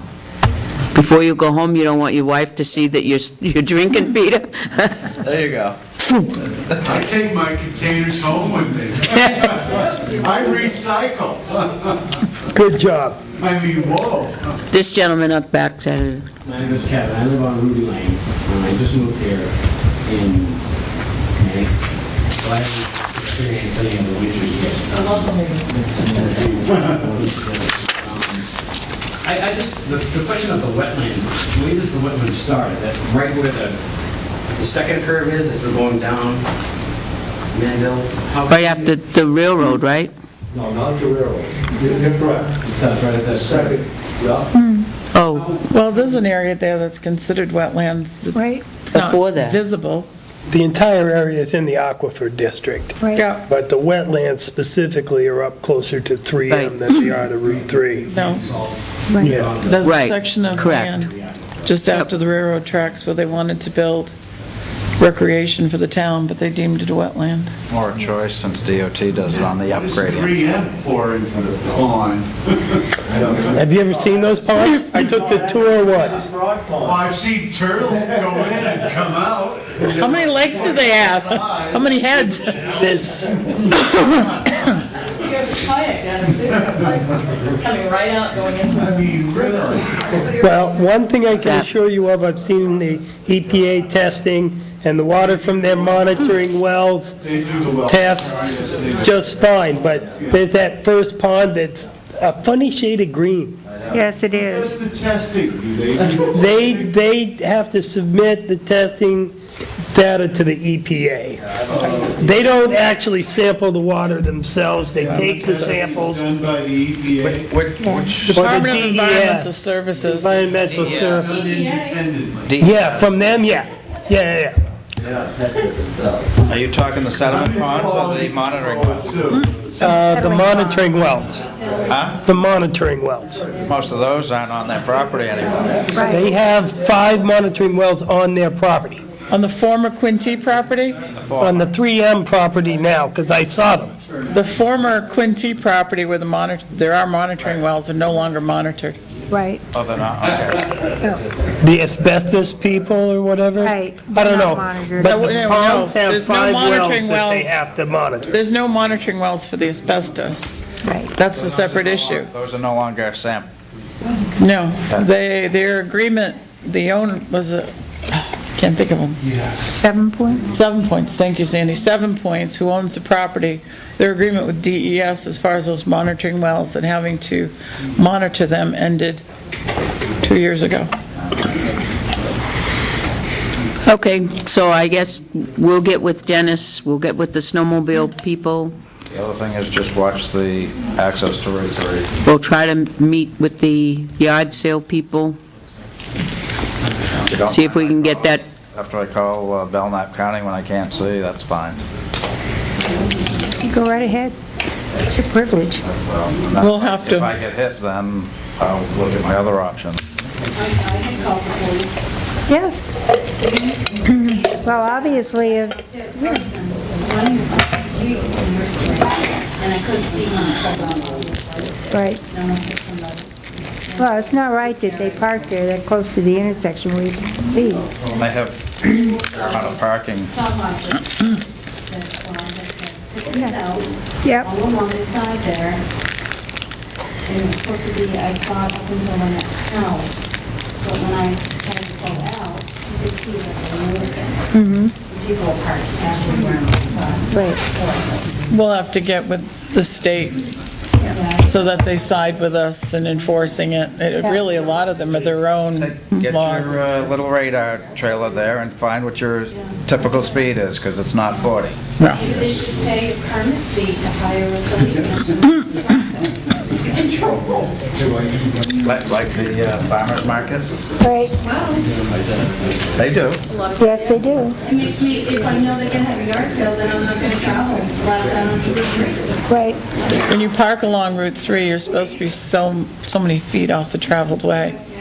And those cars are never off the traveled way. Half the time the tires are on the pavement. These are issues we'll have to get help with. I thank you all for coming in and presenting us the issues. We will get back to you. Thank you for bringing it up, Peter. Thanks for listening. Thanks. We'll check Nice out to your see you. mailbox. We'll go up and check that mailbox, too. What about the salt-sand mixture between the tracks and Route 3? Dennis, sit.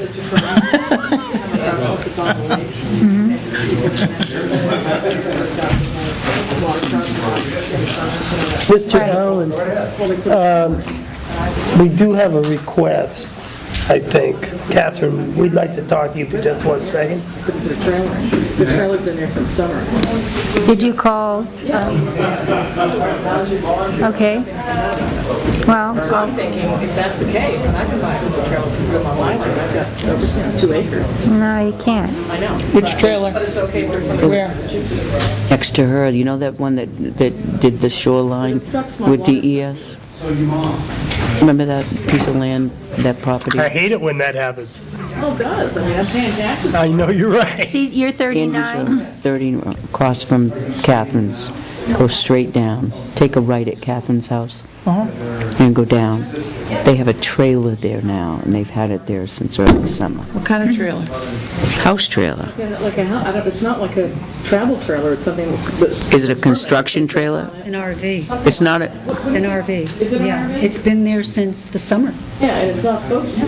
Hasn't. Well, even the Well, is RVs anyone- are is only somebody- Are you good for telling me so many somebody's months. living in it? No, it's their summer place. Apparently. So is this their RV that they've parked on? They the put a property? deck on it? It's not an RV, it can't move under its own power. Okay, that's different. Can't move under its own power. Right. And they put a deck on it. Is there an ordinance on how long you can have an RV in your yard? Yes. No, Well, there's an... can't live in an RV Right, over 30 days. right. They do that at Jason's. And we also have, in the ordinance, it talks about travel trailers. You can only have one on your property X number of days, and then it has to be moved.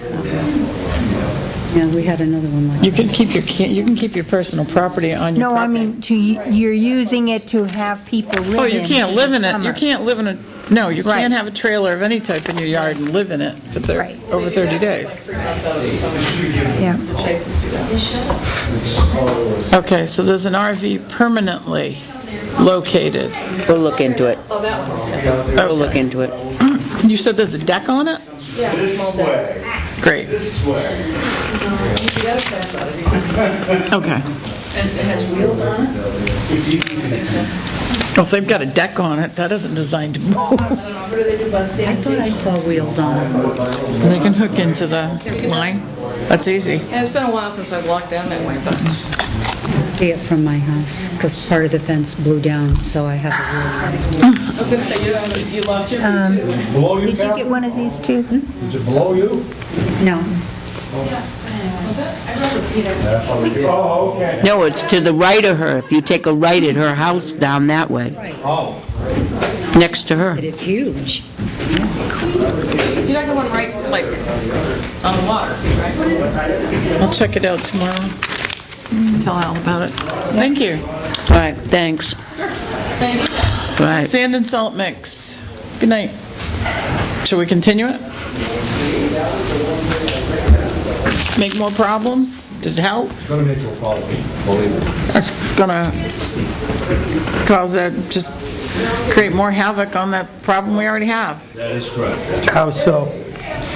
Because you're just making the sand and salt closer. Closer, okay? They're gonna track it in. Then all of a sudden, you're gonna have holes. Well, there's going to be that, but I'm talking about trying to pull out onto Route 3, going toward Tilton in the morning, if there's snow, ice, whatever, that isn't being melted by some kind of a melter product. I'm not talking about the entire road, just up to the railroad tracks. I understand that. I understand what you're saying. I know it causes other And this is problems. I'm after trying the to solve storm. the safety issue. This is after the storm. I mean, you can't expect any road to be clear. No, and I can't do that during the storm. No. okay? Because Fred's truck, strictly sand on his truck. I don't think there's ever been salt in that truck since he's been doing anything, okay? So that's why I questioned Peter when he said salt was put on. okay? Not by us. No. The problem that I see, okay, I would have to send a small truck up there to do it, okay? Then it's going to involve, once you put the sand, but say you use the sand salt mixture instead of straight salt, okay? Now you're going to be back plowing that off because of the slush, okay? You're going to bring that, you've got to bring that up over the railroad tracks, put it in the parking area up there. If we were gonna do anything, I'd only wanna do half, and hopefully. Hey, Snow, we'll put it in the file with it. Thank you. Thanks. So, the big issue here seems to be the access to Route 311 after a storm event. Has that drainage that DOT worked on, did that? It's taken some. It's some. On the lower side of the crown of the road. Yeah. The upper side towards the auto body? Yeah. No. Okay? But on the lower side, yes. So, I mean, you go by there with enough trucks to other roads, if you see ice building up, we sand what, noise? And we sand... Mansville, Crystal, Andrews. No, I don't mean in the complex. I mean beyond that. We sand, noise is sand only, right? Sand only. Hill is sand only. Hill Road. And those are only sand onlys. And Chapman. Oh, Chapman is sand only too? I do that because I'm not going to send another truck all the way up there, just put. Well, it makes sense. That's a huge wetland anyway there. You're talking Frank Dalton's Road. Frank Dalton Road. Yeah, that's all wetlands in the brook. Right. So my point is, the sand trucks going by there with sand, no salt, that if they see something building up there in the form of ice, could at least sand it so they've got some traction coming out, couldn't they? Just go in, sand the entrance, come out, turn around, come back out? Do that, yeah. I know it's a pain in the butt, but safety issue wise. And right now, it's asphalt. Yeah. So. Hey, I go, ever since I started doing this, I've been hearing about Manville Road, and I go down Manville Road at least once a week, and I don't even visit anybody. I just drive down Manville Road to see what shape it's in, and this is the best so far since I've been doing it. We haven't had much of a winter. I mean, Well, the no. events they're talking about, we had disasters all over town. But I was going to say, in the grand scheme of things, when you consider all the towns and all the roads in the town, whether they're state or town roads, after storms, there's a lot of roads that have issues because they're so rough, they can't put the plows all the way on the ground. Caleb Hill. Caleb Hill. Colby. Clark Road. Colby. Winter Street. School Street. Mansville Road is a interstate system compared to those three roads. And at least that one's flat, level. Yeah. The other ones are Well, the potholes are crazy. crap. Yeah. But what And the I'm potholes. getting at is, part of the problem that I see is, okay, yes, when it comes to leaving that road and getting onto a main road, yes, we need to be diligent. If it looks like icy, we dump more sand on it. But what do we do about every other road in town that it's, Same situation? yeah, Well, there is We do that- our there is best, that- that's all. We do our that's all best. we can do. That washboard situation that builds up during those interesting thaw and freeze times with the ice. I mean, literally, I've gone in there when I've had to, And where's that coming from? from the tires on those trucks coming through, leaving it on that, and then it melts. Right. Parts of it. Right. And instead of the whole load, Right. it only, just little pockets of I it. think last year, we addressed that. I think you did too. Sand down, back drag it, okay? Yep. Fill the holes, and then it freezes for a while, then it comes back, and we do it again. But it's just to say that we do have some things that are indigenous just to Manville. That's the only place we have that situation. Right. But you're handling it. Yeah. I would suggest check it periodically after a day or two after the snow. Put some sand down.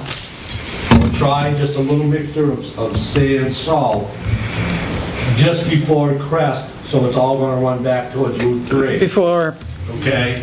Yeah. But I see that we're gonna have problems because it's gonna track it a lot faster. the biggest safety issue is the ingress and egress to Route 3. Yeah, that's the same. The rest of it is drive slow. She's right. It's drive slow. Yeah. But And I think most people don't want to see salt back down on that road. No, they don't, no. Well, most of them have got wells down there. they all do. Yeah. There's no public water down there. Right. So the snow grooming is something we'll have to address independently.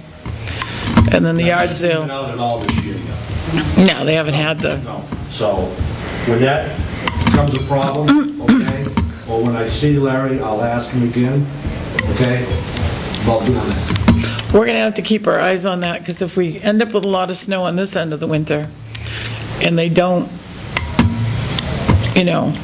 listen to you, we'll have to take some other actions. Well, it's not just the groomer, because it's the snowmobilers. They cross, let's say we're going back down toward Lockmere. You get right to the edge of the road and you gotta stop. There's a little stop sign. And then, I've seen it, throttle it, vroom! And as they hit the other side, they hit it again, and all the snow shoots right across the road. Rooster tail. Well, I had them, not last year, year before, the year we had a lot of snow. They were coming across my field and cutting across the Clark Road into my big field across the street, and they were actually throwing snow out in the road. That's right. And I walked out there and told them to get the hell off my property. I mean, what else do you do with them? Excuse me. Well, a lot of them don't realize the hazard they're making. Right. They don't even think about it. Noyes Road has the same thing. Yeah. Silver Lake at the tracks, they do the same thing.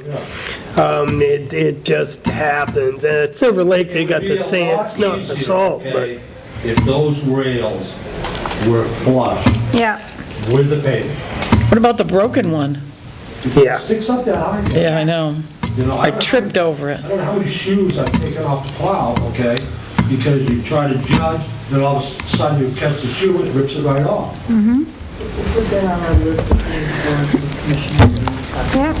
Yeah, but we addressed that with them when we did that. We did, He but... said they'd fix it. No, he said, do you want to pay a portion of that? Right. Yeah. Yeah. I thought when all was said and done and we brought it up at the tail end, he said they'd take care of the broken one. Well, I mean, I didn't believe him. plan. I didn't believe him, but I thought that's what he said. all right. Thank you, Dennis. Yes, thank you very much. Night, thank you. Hey, tell him nice job on Brook Road.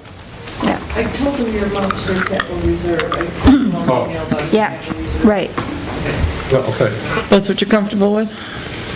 For your plan? With the 100, with the 100, I think, with what I already have in there, that would give us fairly close to 3 or 4. If we get to 100, and with what we've got on the plans for the next 2 years, that would more than enough take care of it. Okay. How's the salt price? How much did you buy for that? I saw the, It's down. very nice, that's what I wanted to know. Demand is down. That's what I wanted to know. Really? Outstanding. Okay. Yeah. Let's fill the shed. Good night, Mr. Allen. It's full. All right.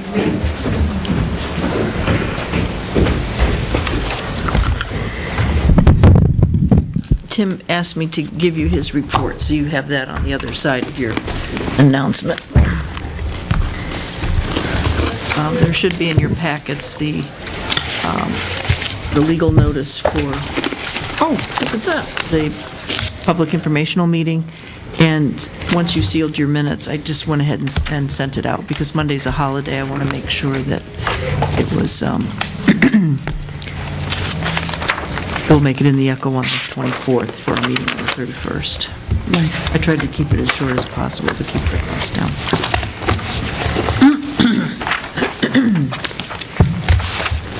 It's nice, Gus does that too.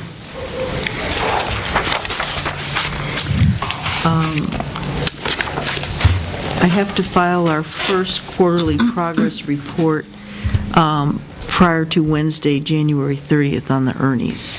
So I'm going to be closing my door to Sequestered? make sure that gets done.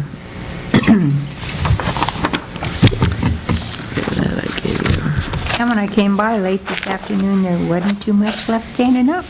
Yeah. It was gone. Hey.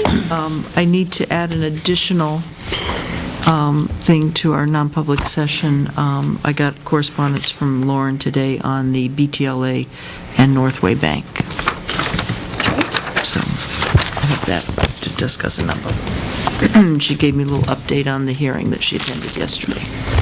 So I'll give that to you. Non-pub. Okay, and mostly I just have status reports because it's just been so busy this week. Okay, public hearing is done. That's non-public. Oh, the gutters went up at the senior center last Yep, week. saw 'em. One of them. Looked nice. One of them, and then I'll just wait to hear from you when to call to have them go back and finish it. The work on our building was finished. There is a switch up on the stage for us to turn it on and off. The electrician strongly recommended that we don't leave it on all the time, just watch the weather because it's really drawing some amperage. Yep. So just to be cognizant of that. And then one of the things that came out of our staff meeting, and Dennis and I looked at it, but I'll have to call the electrician. Part of the heating wire is extended a little bit from the downspout, and there was concern that people might touch it or pull it out or whatever. So I'll find out. You know, if the gutter people would simply take a, short section of pipe and extended that bottom out, you wouldn't see them. They'd be back far enough. Well, we have to call him anyway to come back, and he wants to make sure that it's all working properly, so I'll mention that to him. There's some things in your to-be-signed folder. Have you had a chance to look at those? One is the Birch Hill kennel contract. There's 2 corrections in there that Cindy needs to have approved as she's discovered closing out her year. And those are the only 2 that I had in there. Oh, there's also some paid time off requests. Oh, and we got an answer on your question on the elderly exemption. That's in there, so that's okay for everyone to sign it. And the exemption from last week. The town car still has a windshield wiper problem. I know that Cindy's going to Meredith tomorrow, so she'll be taking her own vehicle. She has a meeting up there. What's wrong with the windshield wiper? They have to get a new, it's the motor, I'm sorry. Oh, the motor, okay. It's the motor. Also, there's a PAR form in there, and the to be signed, if you have any questions about that.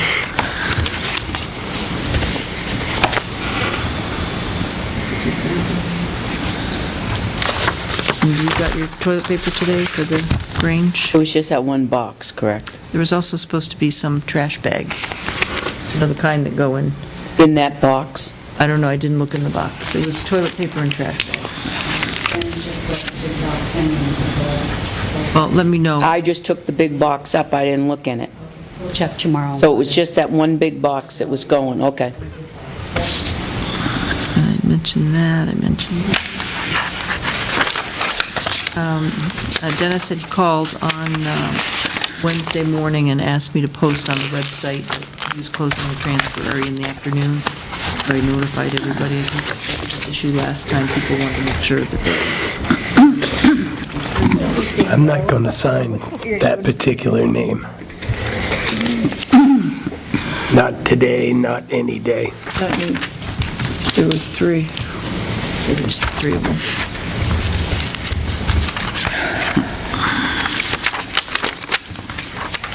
And I'm about halfway done with the minutes of January 10th.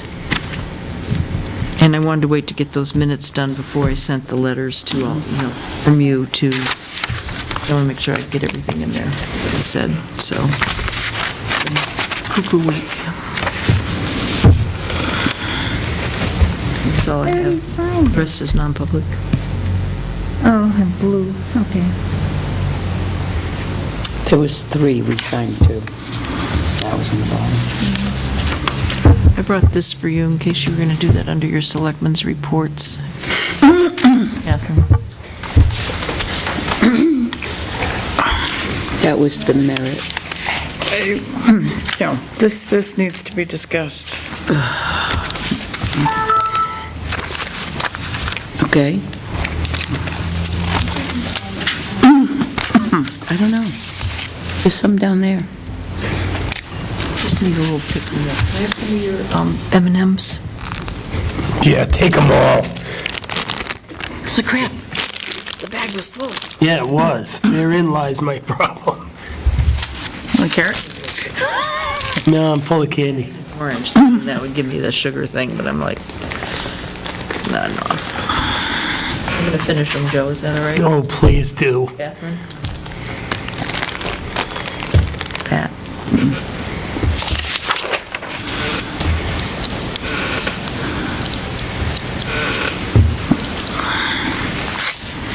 Do we have selectmen's reports? Joe, do you have something? Recycling was my big thing. Everything else is still just working. I just have some No FYI. resolution and nothing new.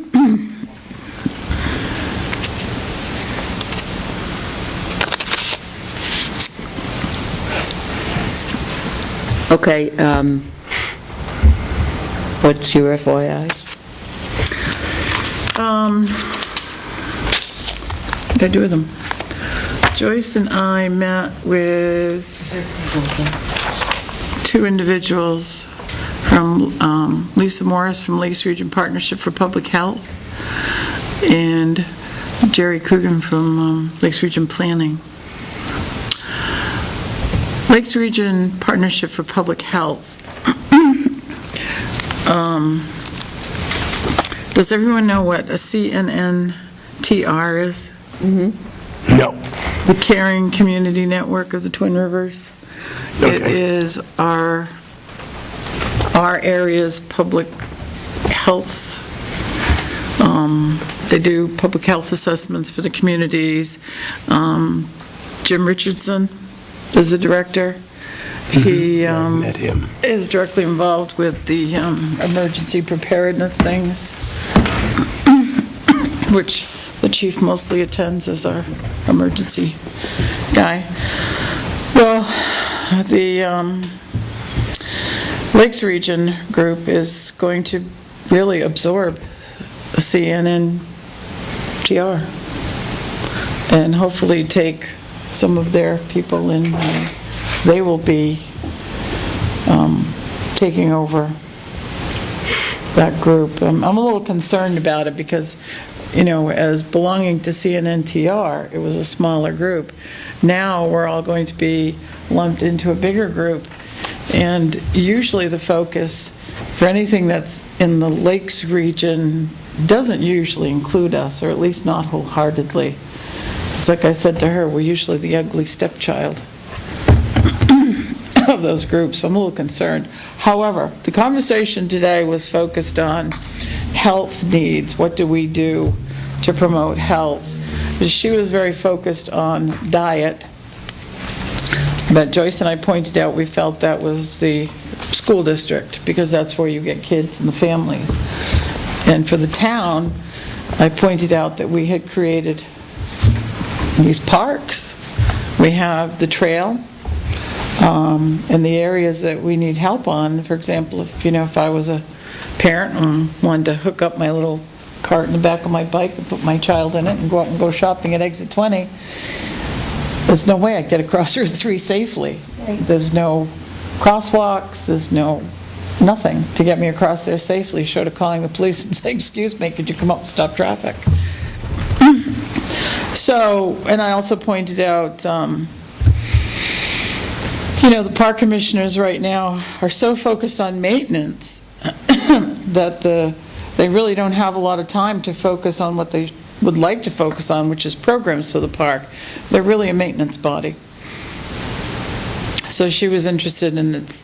She is going to be applying for grant money. So there is some possibilities of grant monies to help us in those directions. Good. So it was very exciting. There will be a more structured proposal for the selectmen to consider, she said, next week.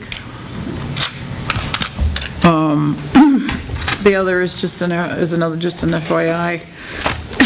As health officer, I had occasion, because Al and I pair up a lot, I had an occasion a while ago to inspect a dwelling unit which in our definition, in our zoning, is not a year-round dwelling unit, but the definition that we have in the zoning is not enough for myself as health officer, doesn't have enough teeth for me to enforce. In fact, the unit that was being rented as year-round to this young person with little children was less than 650 square feet. Wow. I ended up, and this is the first time I've ever done this, I closed it. I put a do not admit, leave immediately on it, notice to court, and she ended up getting housing right away, thank God, but I've created some definitions. I first created them just with health officer in mind. And then I brought them down to Gus thinking that maybe the zoning board, the planning board would look at them and consider adopting them so that we were being uniform with all of our definitions, and realized that I had to look at them with the zoning in mind, otherwise I was going to be giving Gus an awful lot of work to do because I wasn't using the exact same terminology. Right. So I rewrote them, and she's presented them to the planning board, and I'll be going to the planning board meeting Tuesday because they're having a public hearing on them. Right. But it should make it much easier to enforce. Al had been in contact with Scott McGuffin on this issue, since he had to stop using the attorney he was using previously.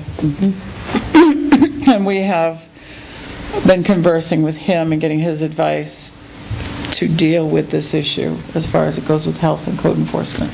And these definitions will go a long way to giving that teeth. Because right now it's real difficult. Yeah. It's real problematic.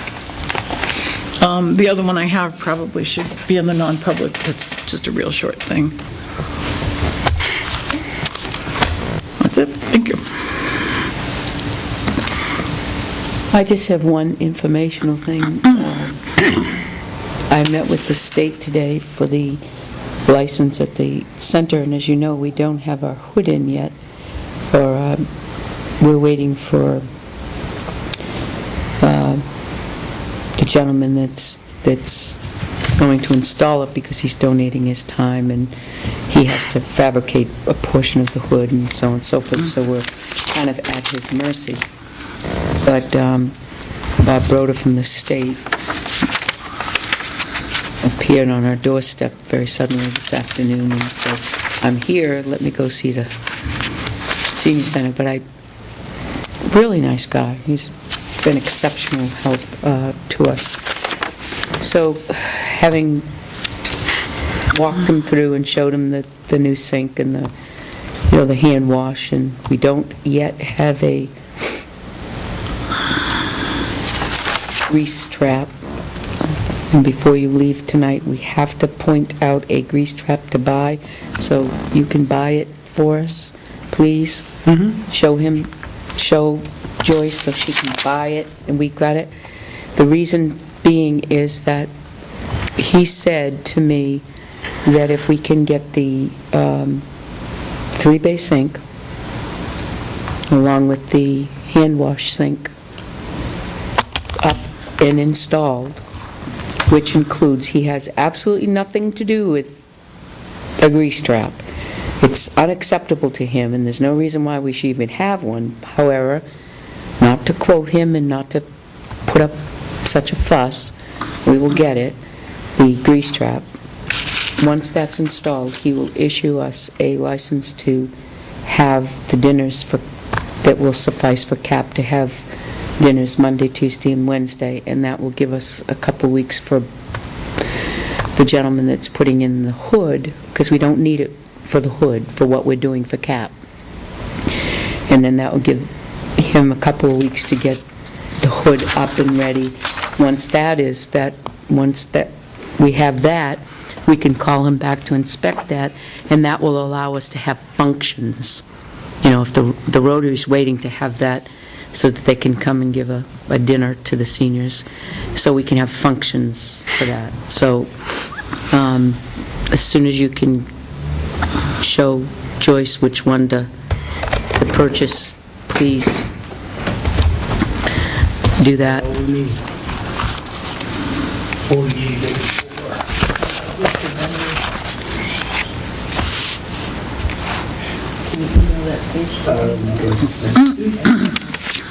And then just order it, quick order it, so, because next week we're gonna, I It's like spoke with, $175 with the, including the shipping. it's, I talked with Tom tonight, and we can get a plumber in there to do the hand wash sink and the sink, changing out the 2-bay to the 3-bay, and installing the grease trap. And that would suffice the sewer commission. What will you do with the 2-bay? We're going to sell the 2-bay. Do you know anybody that wants the 2-bay? Okay. Hey, $100, you can have it. It's a nice sink. Is it stainless steel? Yep. Yep. It's a really nice sink. Yeah. Has an apron and everything. If I had someplace to put it in my house, I'd buy it. Yeah, me too. In a I flat. just don't have any. But Kitchen's not big enough. no, mine isn't either. But it is a nice, it's very deep. sink's They bigger have than my deep kitchen. bays in them. That's what's nice about it. There's 2 big, deep bays. Oh, yeah, you could take a bath in there. So, Sandy? The only thing I have is just to let you know that last Tuesday, we did have our meeting with Dan Crean, Jane Alden, the chairman, and myself, and we invited Dennis because he also was part of the conversation with Mike Izzard. It was a very good meeting. I did hear from Mike Izzard wanting to know how the meeting had gone, and all I did was I wrote him back and said that the meeting went well, but we have to report everything back to the planning board members that couldn't come, and it's really ultimately the planning board's decision on which way they want to go. So, but it was an excellent meeting, and if you'd like, I'll expound a little bit when we're in public. Sounds good. Okay?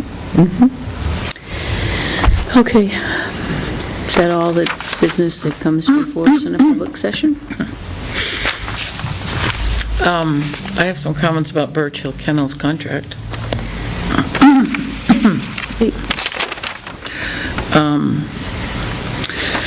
On the first page, the town shall in its discretion prosecute all violations of the city ordinances and state laws. We're not a city.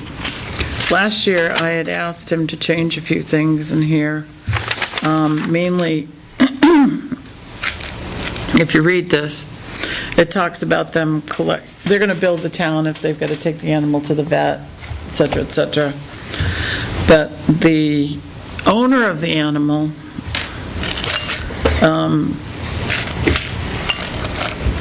it says, where possible, BHK shall attempt to collect impoundment care and maintenance fees as established by its administration.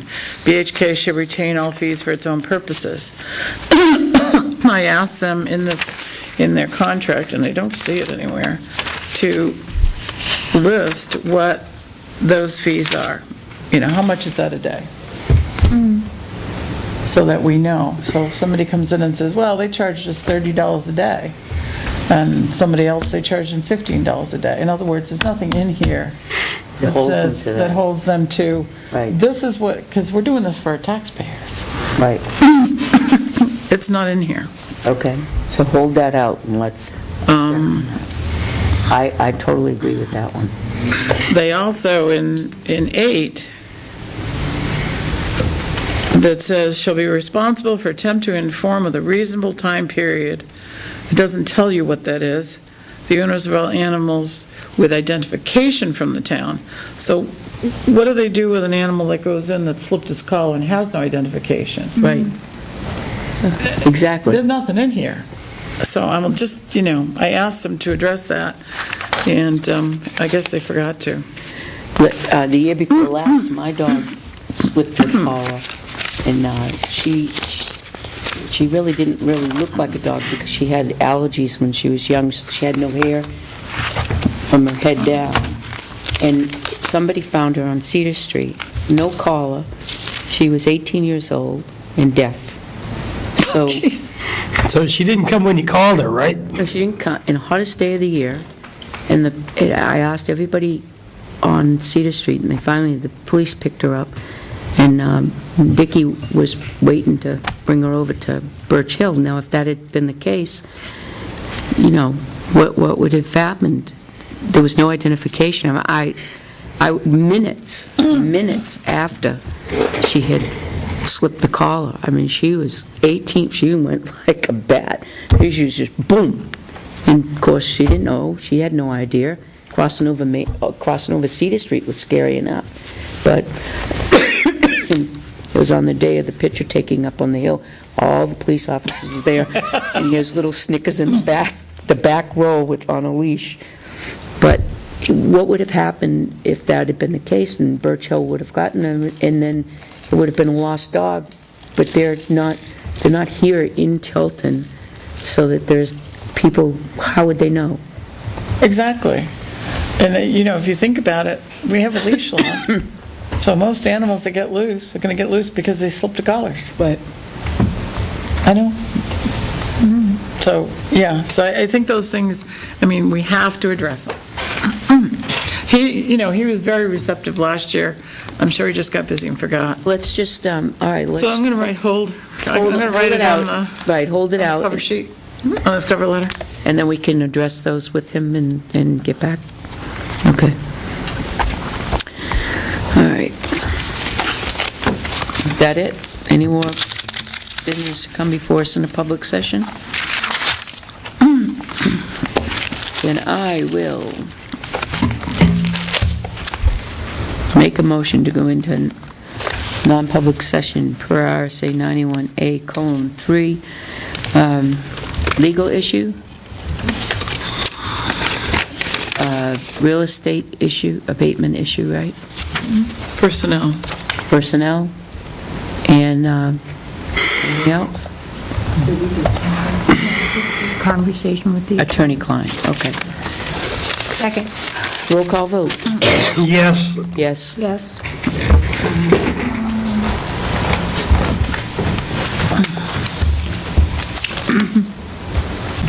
We're ready. Make a motion that we seal the minutes of the non-public as they pertain to personnel and, yeah. Especially my statements. As they pertain to personnel permanently, as they pertain to legal issues till the matter is resolved. Second. All those in favor? Yes. Any more business to come before us in a public session? I make a motion, we adjourn. I second that motion. All those in favor? Aye. Aye. No. Just being I want to leave. I felt so bad for those people.